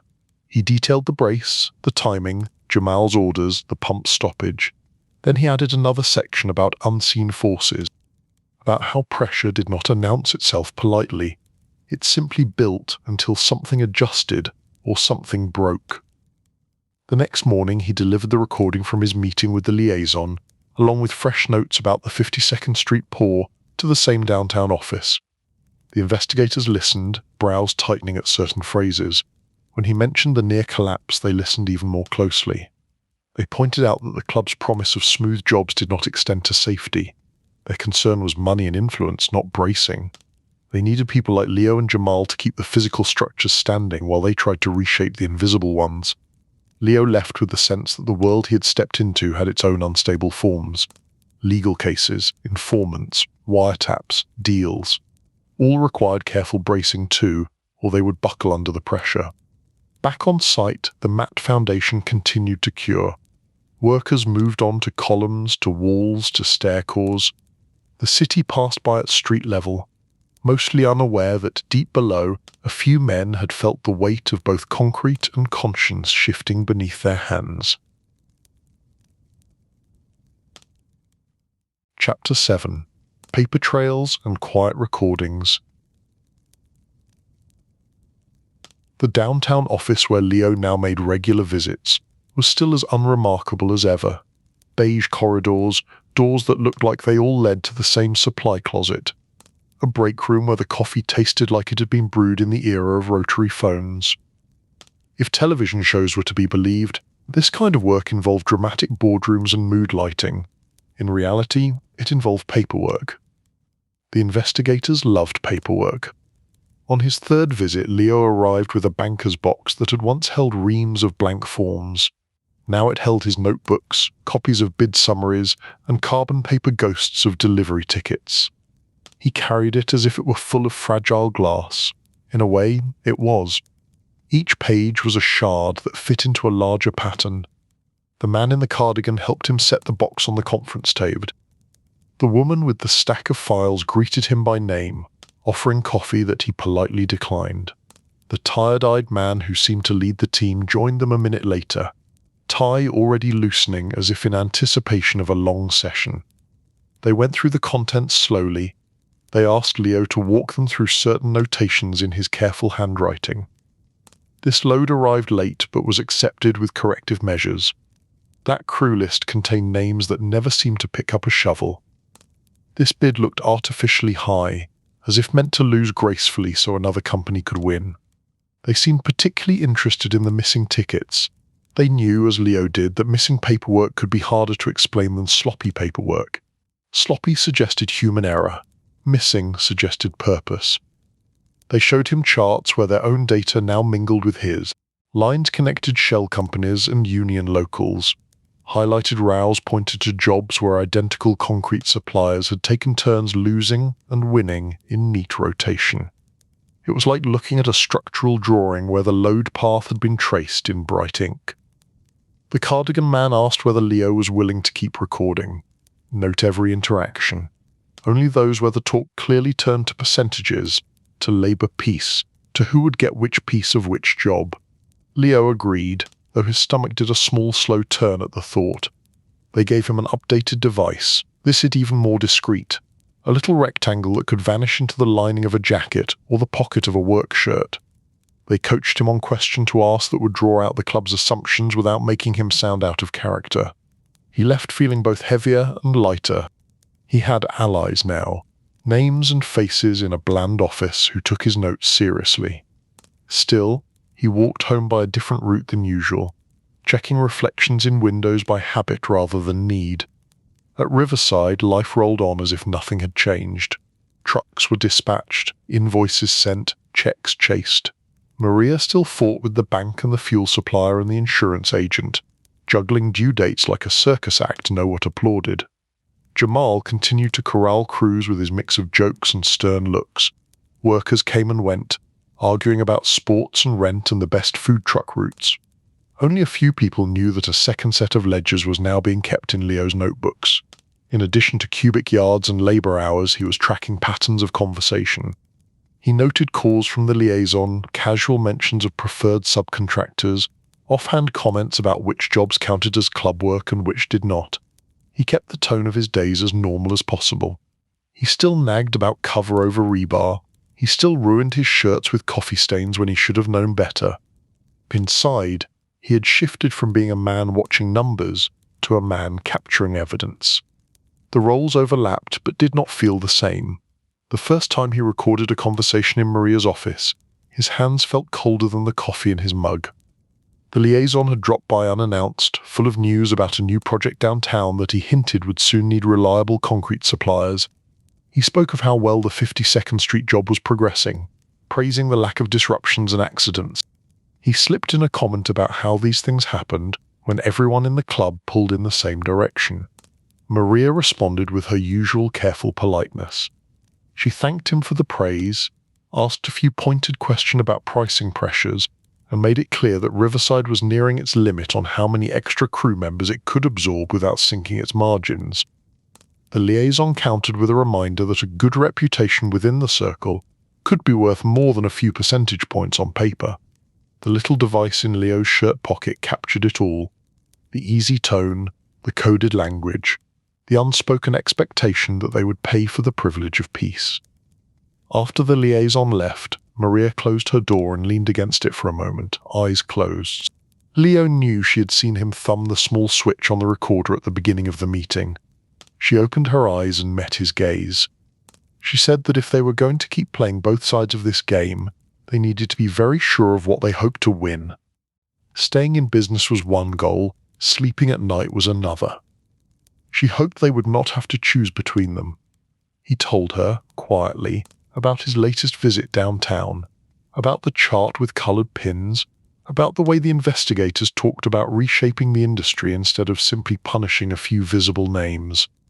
Maria listened, then said that she liked the sound of that. The city deserved a concrete trade that did not require handshakes in dark corners. In the weeks that followed, Leo's life settled into a strange dual rhythm. Early mornings on site, late mornings in the office, afternoons usually split between more site visits and the occasional trip downtown. Some days he carried simple inspection forms, other days he carried recordings in his pocket, small pieces of a growing case. Darlene moved through the same pattern from her side. She still showed up at jobs ready to measure, probe and take photos of rebar ties, but her visits to certain sites became more frequent, always within the bounds of what could be justified on paper. She did not show her hand, not even to Leo, but he recognized the subtle tightening of her route. They spoke occasionally in quiet corners, on a stair landing at 52nd Street while workers clanged past with wheelbarrows, near a food truck parked outside Midtown East, in the shadow of a crane base where the noise drowned their words. Each time she asked simple questions, any new patterns, any new names, any trouble. He told her about the latest club talk, about how some contractors were being leaned on harder, while others seemed to float through jobs with almost magical freedom from delays. He mentioned that the union representative had grown cooler with Maria since she refused to pad crew lists further. Darlene nodded, as if checking off boxes in a mental list. One afternoon, after she had finished an inspection at 52nd Street, she met Leo near the gate and shared a small, oddly personal detail. She said that when she first started at work, she had believed that the system could be adjusted with a few warnings and some better supervision. A letter here, a fine there. Then she realized that the rot went deeper, woven into contracts and handshake agreements she would never see her. She said that when the problem was structural, you needed more than a patch. You needed a redesign. It was, Leo thought later, the most engineering way he had ever heard someone talk about crime. The investigators eventually asked him to take Gadmore's step. They wondered if he would attend another social gathering where multiple club contacts might gather.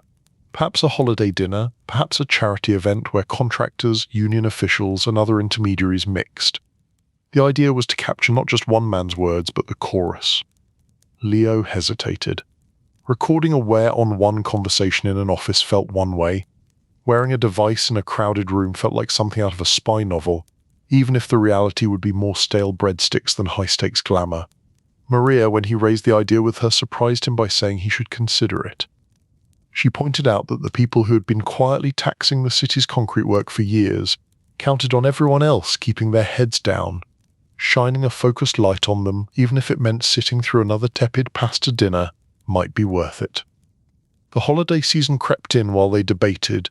Construction schedules did not slow much, but small signs appeared, wreaths taped to trailer doors, Santa hats on hard hats, plastic reindeer perched on scaffolding where someone had too much time, and zip ties. The event finally came in the form of an end-of-year industry gathering at a banquet hall near the airport. The invitation spoke of celebrating another year of building the city. Leo read the words and thought of forms and bracing and the unseen load of envelopes changing hands. He arrived in a suit that still smelled faintly of cedar from the back of his closet. The recorder sat in his inside pocket, switched on by a hand that tried not to tremble. The hall buzzed with conversation. Tables were set with standard banquet food. A small cover band in the corner tried bravely to make old standards sound new. Contractors mingled with union officials, and a few figures Leo suspected belonged to the same wider network as the liaison. People laughed loudly, complained about inspectors, bragged about jobs won and competitors outmaneuvered. Toasts were made to safety and prosperity, words that sounded noble even as a different set of rules moved just beneath them. Leo floated from conversation to conversation, more observer than participant. He made small talk about rebar price fluctuations and the joys of winter curing blanksage. When the liaison joined him at the bar and clapped him on the shoulder, Leo forced himself to relax, to let the easy banter flow. They soon slid into talk of the coming year. The liaison mentioned new projects on the horizon. He spoke of how the club's system had kept strikes away from key sites, how everyone involved had benefited. He hinted at certain contractors who might be facing a cold season if they did not stay in line. Leo asked with genuine curiosity whether there was ever concern that someone might talk out of turn. The liaison laughed, a soft sound. He said that people in their world understood that stability depended on everyone respecting the arrangement. Those who forgot usually found that work dried up around them like a mispoured slab. No one had to say the word unalive for the warning to land. The recorder hummed silently in Leo's pocket. By the time he left the hall, his head ached with the mix of too loud music and too much forced cheer. He drove home along the expressway, city lights glowing to his left, airport lights blinking to his right.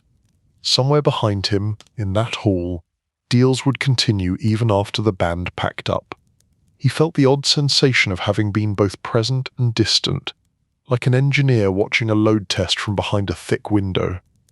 The next day, downtown, the investigators listened to the new recordings with intense focus. They replayed certain phrases. The cardigan man actually smiled once, a small victory smile when one name mentioned matched a name they had been chasing from another source.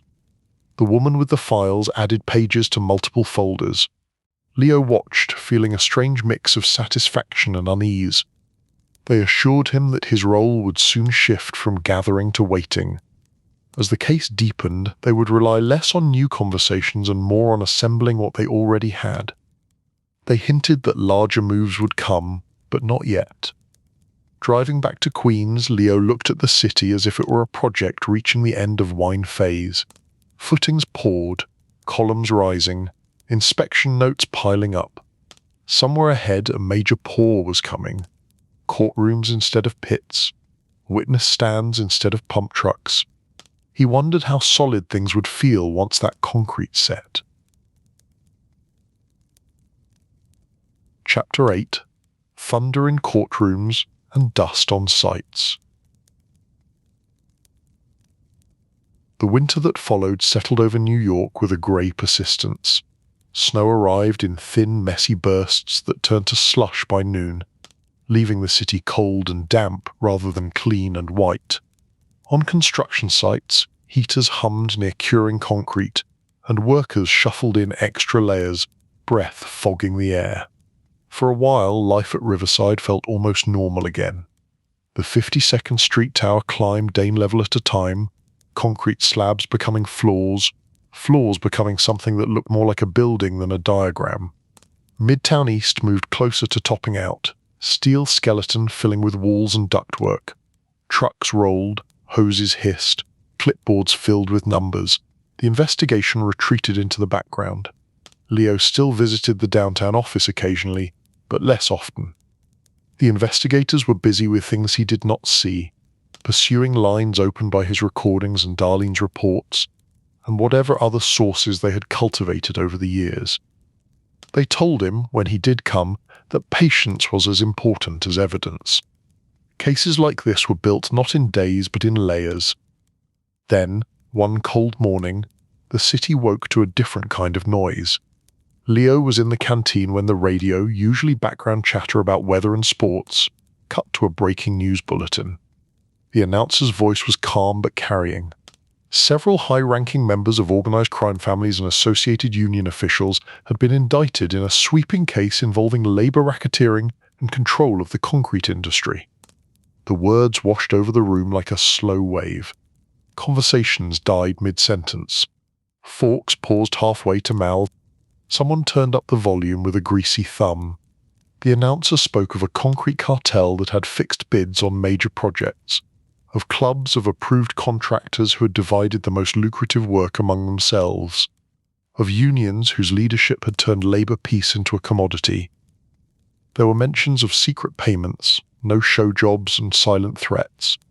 Names were read out, some familiar from newspapers, others more familiar from job site rumors. Leo felt his heart beating in his ears. He glanced at Maria across the room. Her face had tightened, but her expression was hard to read. Jamal sat very still, coffee cup in hand, eyes on the radio as if it were showing a movie only he could see. The report mentioned that evidence included recorded conversations and extensive documentation from within the industry. Leo shifted in his chair, feeling every page he had delivered downtown as if it were stacked on his chest. No one in the canteen looked directly at him, but he sensed that more than one pair of eyes flicked his way in quick, uncertain glances. After the bulletin ended, the regular programming stumbled back on, a cheerful advertisement suddenly sounding out of place. Conversations resumed in hesitant fragments. Some men laughed too loudly, dismissing the news as another show that would change little. Others muttered that it was about time. A few stayed quiet, faces set, absorbing implications. Later that day, newspapers hit the stands with front-page stories about the case. Artists' sketches of stern-faced defendants in courtrooms stared out from the racks. Headlines spoke of a concrete club finally being dragged into the light. The articles described bid rigging on landmark projects. Unions turned into gatekeepers. owners paying invisible tolls for the privilege of building. At the 52nd Street site, someone taped 10 of the articles inside the trailer, right next to the daily log sheet. Workers gathered around it during breaks, reading portions out loud, comparing the narrative to rumors they had carried for years. Leo stood at the back of one such cluster, listening. Men pointed at lines mentioning companies that had long seemed untouchable. They nodded at descriptions of how certain jobs had always seemed reserved for particular names. One carpenter remarked that it was funny, in a grim way, how people in suits could be charged with schemes that did not sound all that different from the hustles that got kids in his neighborhood locked up in their teens. Jamal, when he finally spoke, said that the city liked to pretend it ran on ideas and ambition, but everyone in that trailer knew it also ran on concrete and labor. If those two were twisted, everything built on top was a little crooked. Downtown, in those grey offices, the investigators were now visible on television screens. Press conferences showed officials speaking of dismantling organized control over the construction industry. They talked about freeing owners to seek honest bids, about protecting unions from corrupt leadership, about restoring fairness to a market that had been quietly taxed for decades. Leo watched such broadcast in his apartment late one night, sound low so as not to wake the building. He recognized one of the investigators, now in a crisp suit, explaining how the case had pulled together evidence from contractors, engineers, union members, and inspectors. He did not mention Leo by name, of course, but when he referred to the importance of diligent record-keeping by people on the ground, Leo felt a small, strange warmth in his chest. Still, the public drama had private ripples. Some faces that had been fixtures on job sites simply vanished.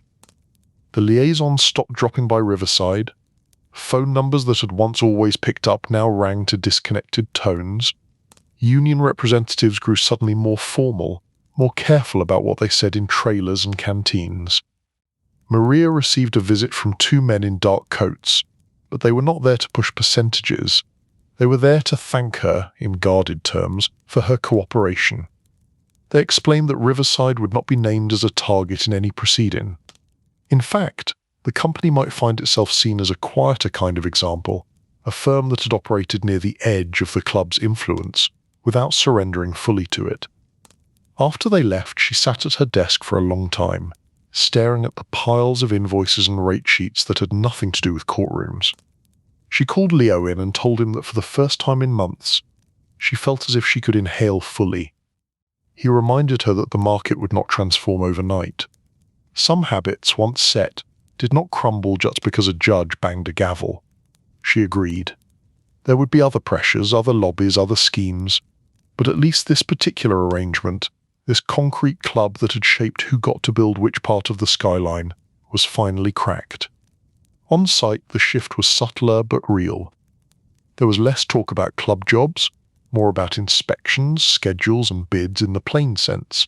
Contractors who had once seemed resigned to losing certain contracts now showed a flicker of renewed ambition. Union stewards like Jamal spoke more openly about democracy inside the locals, about the need to keep leadership from becoming just another tool for outside interests. One afternoon on Midtown East, a small group of workers gathered around a portable radio during lunch. A reporter was describing testimony from the ongoing trial. Jurors had heard recordings of carefully indirect conversations about tributes and territory. Witnesses had explained how names were shuffled on bid forms to create the illusion of competition. When the report played a short clip, voices slightly distorted, Leo felt his stomach tighten. The cadence sounded familiar. Not necessarily his exact recordings, but the same style. Polite threats wrapped in talk of collaboration. The old language of club membership. Afterward, one of the older hands shook his head and said he wished those people had put that much creativity into making sure every scaffold was built properly. Another laughed, then glanced up at the skeleton of the building as if checking its opinion. Darlene moved through this changing landscape with her usual steady pace. She still hauled her clipboard upstairs and across muddy pits. She still wrote up deficiencies when she saw them, training junior inspectors not to confuse being firm with being cruel. Yet she too felt the difference. Some site supervisors greeted her with less resentment, as if the rules she enforced now came from a slightly cleaner place. Others seemed more nervous, as if unused to a world where saying, This is a club job no longer guaranteed a certain kind of leniency.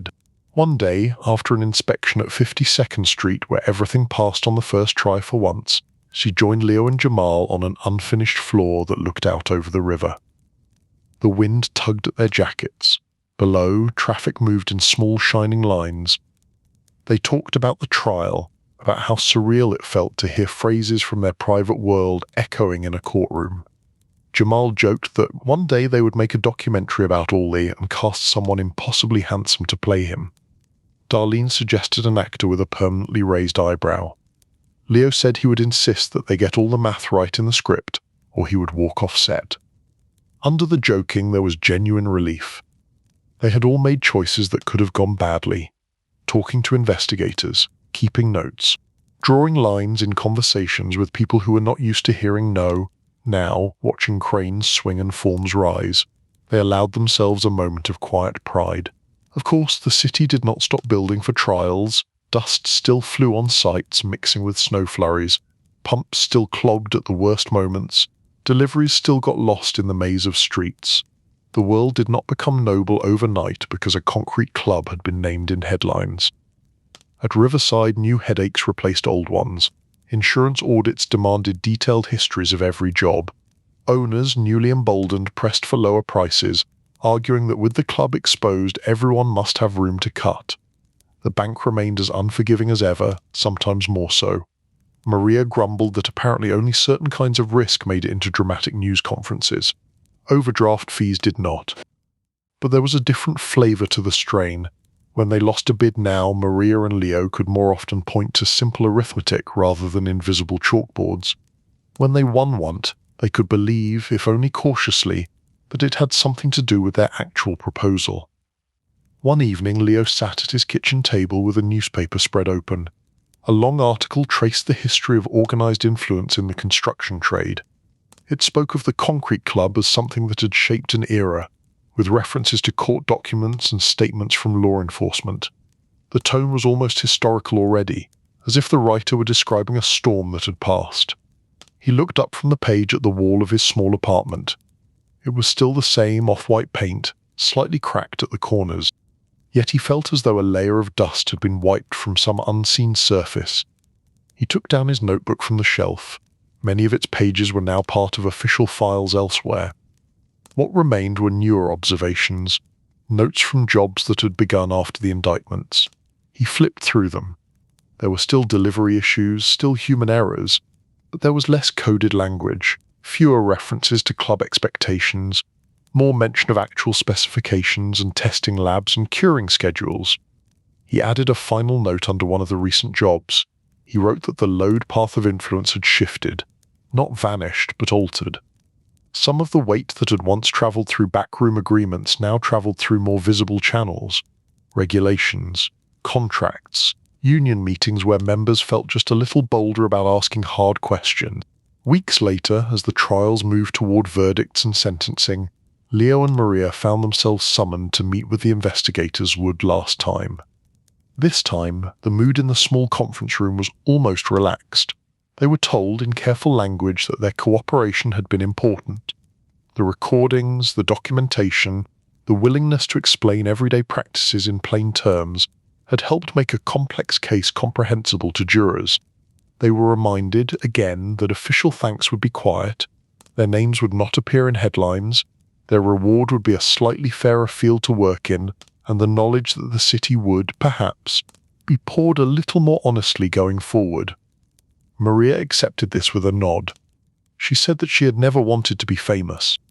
She only wanted her trucks to be on time and her invoices to be paid without someone asking for a piece in the shadows.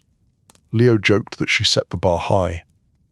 On the way back to Queens, they rode the subway together, standing near the door, swaying as the car rattled along.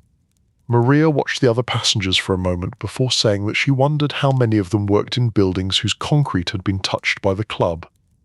Leo replied that probably quite a few, but he also said that most of those buildings stood, held up not by the club but by men and women who had cared about doing their jobs right, even when the system around them was crooked. She smiled at that.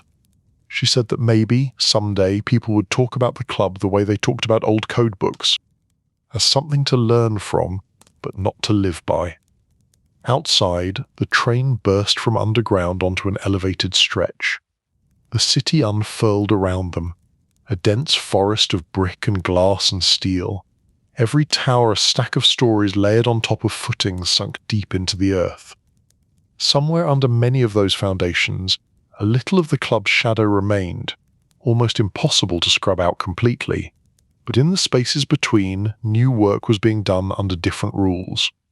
On job sites, dust still rose, concrete still splattered boots, form ties still snapped fingers if you were careless.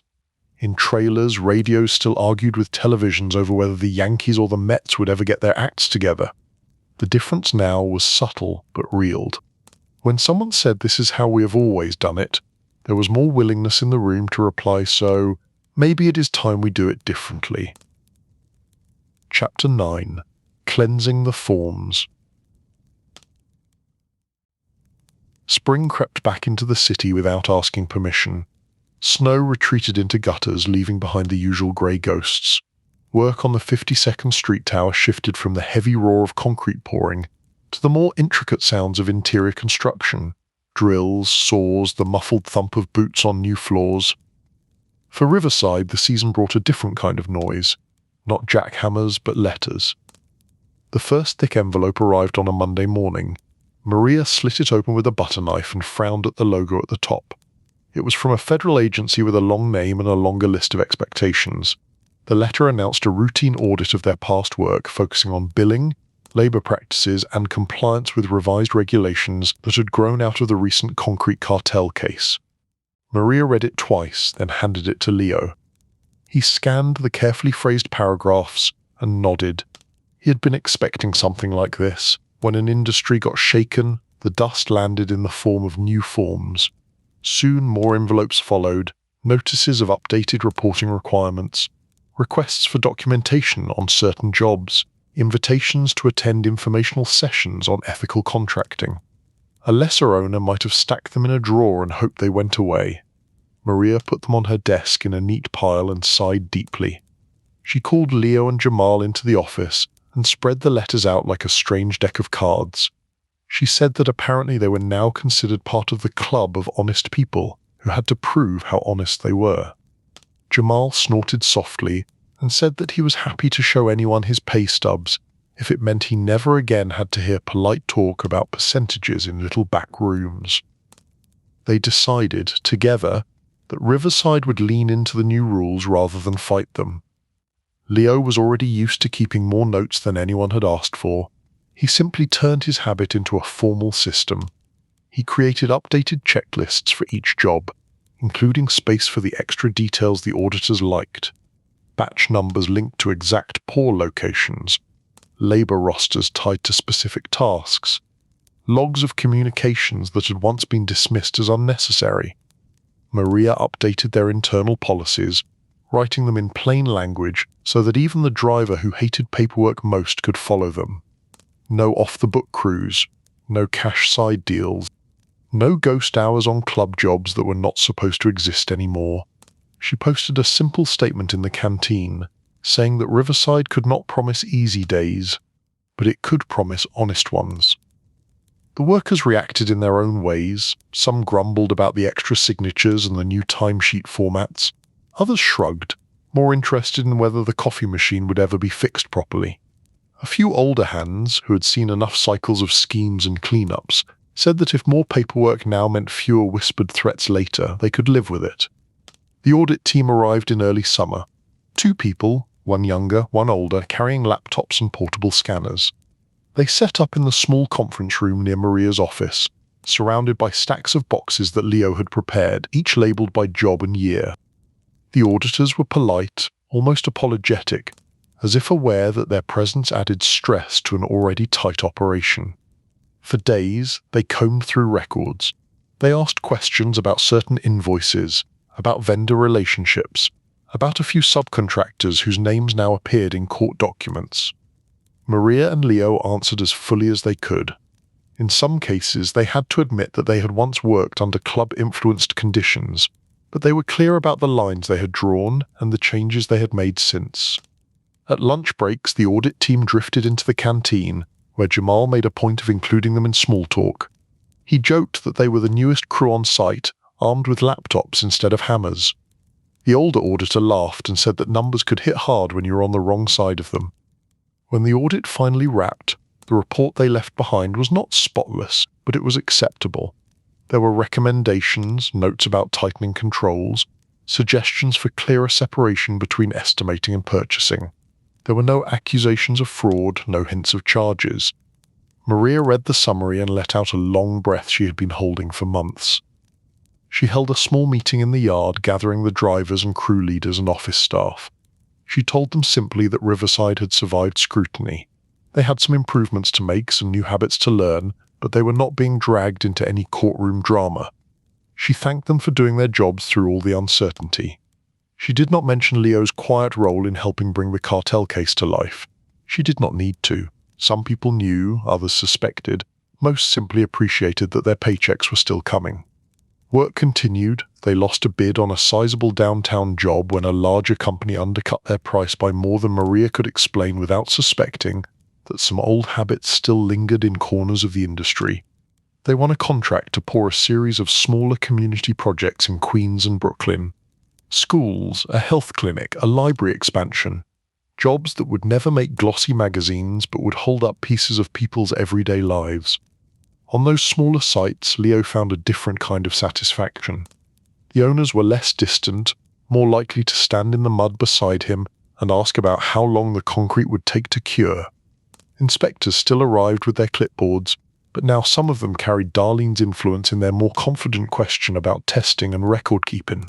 One day, Darlene stopped by the 52nd Street Tower unannounced, not for an official inspection, but to see the building she had watched grow from numbers and notes. The lobby was still raw, wires hanging, drywall seams visible. She craned her neck to take in the height and grinned in a rare open way. She met Leo near the elevator core, where workers were arguing amiably about whose lunch had disappeared from the shared cooler.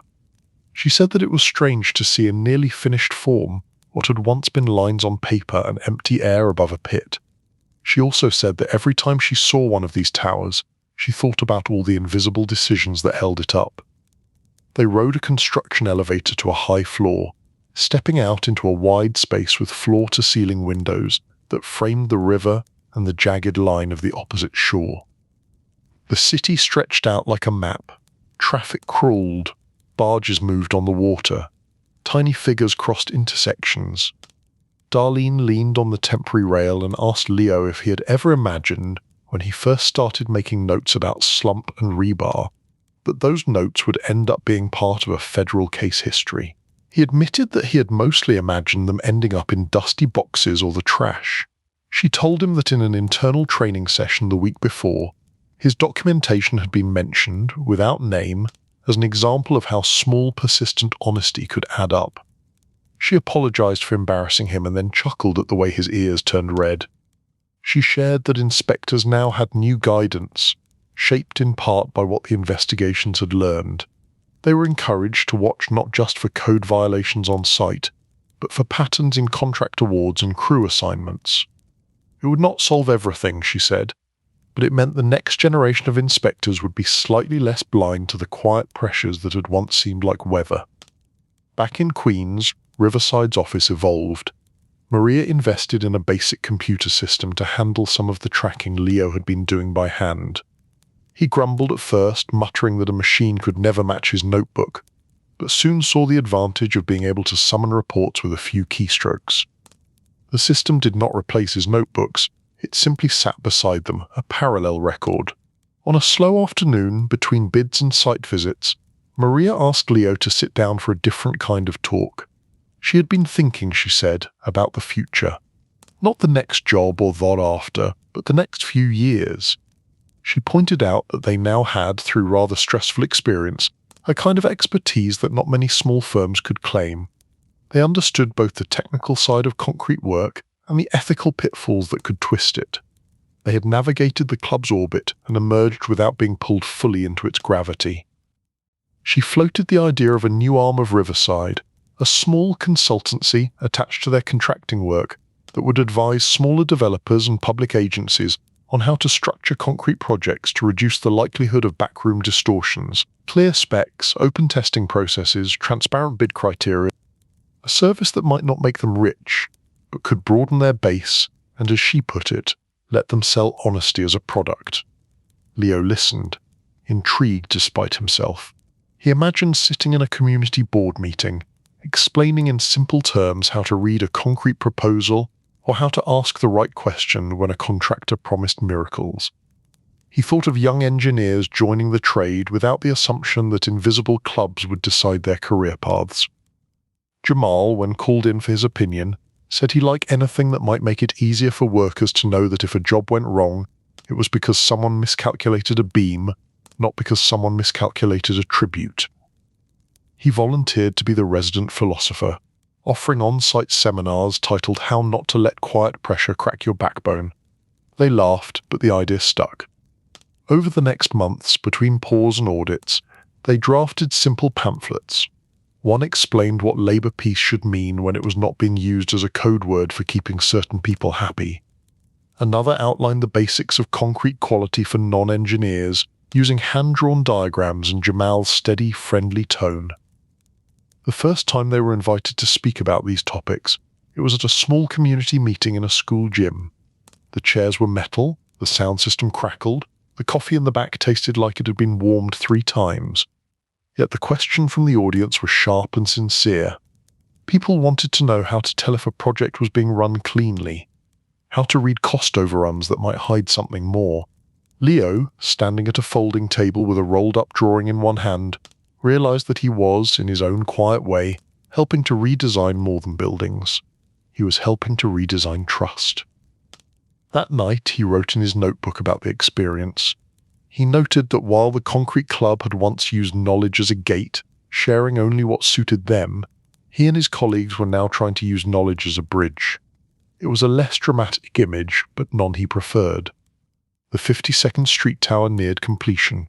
Glass panels slid into place, reflecting sky and water. Interior floors filled with cubicles and light fixtures. The big cranes were dismantled and removed, leaving the building standing on its own, supported by the mat that had nearly betrayed them once and now rested solid and quiet. On a clear day toward the end of the project, Maria and Leo stood on the sidewalk across the street, looking up. Workers were removing the last of the scaffolding. Pedestrians hurried past, mostly uninterested, their thoughts on errands and phones. Maria said that to most of the city, this was just another tall building. Some would work in it, some might notice its shape on the skyline. Very few would ever know about the near failure in the foundation pour, or the recordings made in pockets, or the late nights spent in bland downtown rooms. Leo replied that was all right. Buildings did not chase applause. They simply stood or fell, and if they stood, that was enough. He thought, as he watched sunlight shift across the glass, that while the concrete club had left its mark on the city, its grip had been loosened. The forms had been cleaned, if not entirely, then enough that future pours would have a better chance to set straight. Chapter 10. Legacy and Stone. Years have a way of passing quietly in a city that runs on constant motion. One day Leo looked up from a set of drawings and realized that nearly a decade had slipped by since the winter of indictments and news bulletins. Lines on his face had deepened. His hair had surrendered more ground than he cared to admit. His notebooks filled a shelf now, not data box. The city around him had changed and stayed the same. New towers rose where parking lots used to be.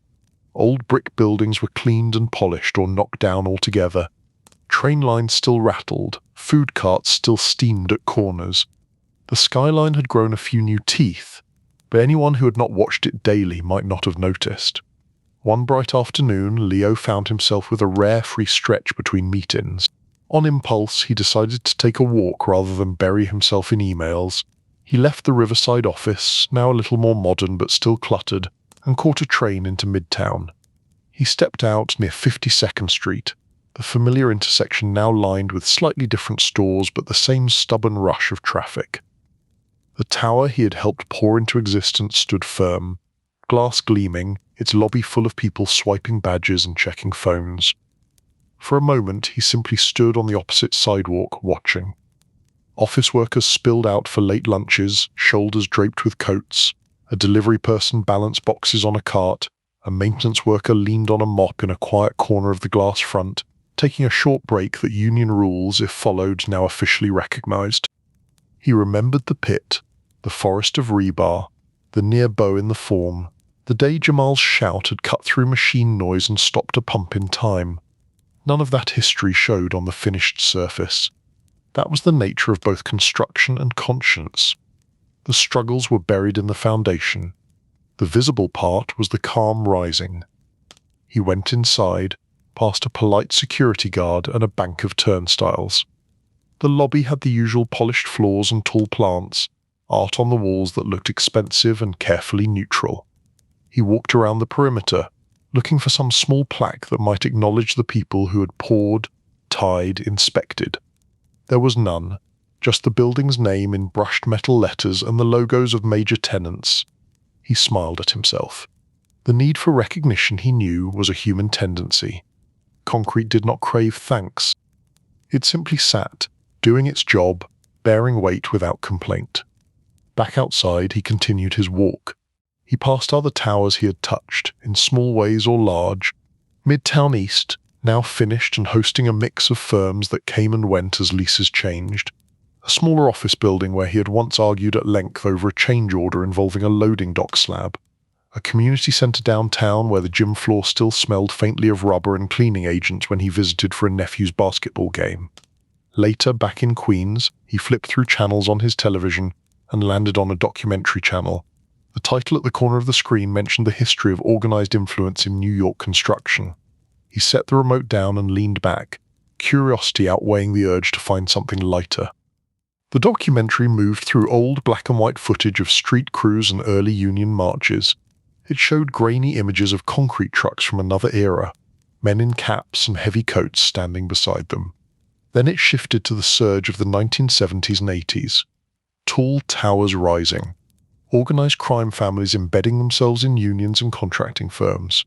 Commentators spoke calmly about bid rigging, about the concrete club that had once decided which companies would pour the biggest jobs. Courtroom sketches flashed by, familiar to Leo from old newspaper clippings. They described the trials that had, for a time, exposed the inner workings of the concrete cartel. At that point, the narrator mentioned that the cases had relied not just on bold undercover operations, but on the cooperation of ordinary industry professionals. Engineers, inspectors, small contractors who had grown tired of working in the shadow of a club they had never asked to join. Their names were not given, but Leo felt a small tug at his memory when the images on screen showed stacks of seized documents and a close-up of a notebook page. He watched until the credits rolled, listing people he did not know and some he did. When the program ended, the television cut to an advertisement for a new luxury tower, promising refined living atop the city. Leo clicked the set off and sat in the sudden quiet, the shape of the past and the present overlapping in his mind. A few days later he met Maria, Darlene and Jamal for dinner. Not in Little Italy and not in any place where invitations arrived on heavy stationery. They gathered at a modest neighborhood restaurant in Queens, the kind with paper placemats and familiar servers. Maria arrived first, still carrying her ever-present folder of paperwork, though now it was equally likely to contain consultancy proposals as it was change orders. Darlene came in a few minutes later, out of uniform for once, holding a small gift bag with a plant inside from Maria's office window. Jamal, last as usual, entered announcing that traffic had conspired against him, but his grin gave him away. They ordered simple food, pasta, grilled chicken, a plate of vegetables that Jamal eyed with polite suspicion. The conversation skipped easily between shop talk and life. Maria mentioned the community projects they had helped design and monitor. Darlene spoke of younger inspectors who surprised her with their stubborn insistence on doing things by the book. Jamal shared a story about a new apprentice who had tried to impress the crew by lifting too much, and had been gently but firmly instructed on the difference between strength and wisdom. Eventually, as plates emptied and coffee arrived, the talk drifted back to the years of the club. They spoke quietly, not out of fear anymore, but out of respect for the weight of those memories. Maria admitted that there were nights back then when she had stared at stacks of unpaid bills and wondered whether she had been foolish to resist certain pressures. When an envelope or a handshake promised smoother schedules, the temptation had been real. Now, sitting in a simple restaurant with her company still intact and her conscience lightened, she felt vindicated, but also tired at the thought of how much energy it had taken to hold the line. Darlene confessed that there had been times when she had felt like a tiny wrench thrown at a machine too large to notice her. She had written reports, noted patterns, made calls, not knowing whether any of it would matter. Seeing the industry's slow shift, even with all its imperfections, made her feel that perhaps small tools could change big machinery after all. Jamal, swirling his coffee, said that for the workers on the ground, the biggest difference now was the sense that trouble on a job was more likely to be the result of honest chaos rather than quiet retaliation. Trucks still broke down, weather still turned on them, but there was less sense that someone somewhere was pulling strings to punish or reward crews based on club loyalty. Leo listened, adding his own memories where they fit. The first Little Italy dinner. Leo listened, adding his own memories where they fit. The first Little Italy dinner, the weight of the recorder in his pocket, the cool air of the downtown office where charts and diagrams had woven his scribbled notes into something bigger. The moment he had written load path changed in his notebook and felt the truth of it in his bones. When they parted outside under a sky just beginning to hold a few stars, they stood for a moment in the soft streetlight glow. Traffic passed, a bus sighed to a stop. Someone walked a dog who looked about as tired as its owner. The city felt large and small at once. Leo walked home with an easy slowness, boots familiar with the cracks in the sidewalk. In his apartment the same walls greeted him, the same humming refrigerator, the same slightly uneven shelf holding his notebooks. He pulled that of the older notebooks down and flipped to the pages where his earliest entries about the club lived. The handwriting looked just a bit neater, the worries just a bit less articulated. He could see himself evolving on the page, from an engineer who believed that numbers alone told the story, to one who had learned that numbers carried the imprint of power as well. He set that notebook aside and opened a newer one, its pages still mostly blank. On the first clean sheet he wrote a simple heading, New Pause. Underneath he did not write about specific jobs or cubic yards, he wrote about the people he had seen learning from what had happened. Young engineers asking him how to spot pressure that did not show up on drawings, apprentices who had only heard of the concrete club as something from the past, a cautionary tale told in break rooms, community board members who now invited technical people to their meetings from the start, instead of after decisions had been quietly made elsewhere. He wrote that legacy in stone was not just about buildings. It was about the habits and expectations those buildings embodied. A tower raised under the watch of a concrete cartel carried what kind of history? A school poured by crews who did not have to navigate whispered threats carried another. He closed the notebook and set it beside the others, feeling their combined weight. Then he did something he had not done in a while. He went to his window, looked out at the fire escape and the sliver of sky beyond, and allowed himself a quiet, unhurried smile. The city would keep building. New forms would be set, new foundations dug, new arguments staged in trailers over schedules and change orders. Somewhere, someone would always be tempted to bend the rules for gain. That was as much a part of human nature as gravity was a part of the world. But Leo knew now that there were also people who would check the bracing twice, who would question tidy patterns in bids, who would keep notes not just to guard themselves but to guard the structures everyone relied on. He turned off the light and lay down, the distant hum of the city settling around him like a familiar blanket. In his mind he saw again the 52nd Street Tower, the Midtown East Building, the small clinic in Brooklyn, the community center in Queens. Different sizes, different shapes, all standing on concrete that hid stories only a few would ever know. He thought of his father long gone now, who had once laid brick in neighborhoods that no longer looked the same. He imagined telling him that the trade had faced its own version of bad mortar and had, slowly, scraped away the worst of it. His father would probably have nodded, then told him to stop talking so much and check the line one more time. Leo smiled at the thought, eyes closing. Outside, somewhere in the night, a concrete truck rumbled along an avenue, drums slowly spinning, carrying the next small piece of the city's future. He slept with the easy breath of someone who had helped, in his own quiet way, to pour a better foundation under more than just buildings,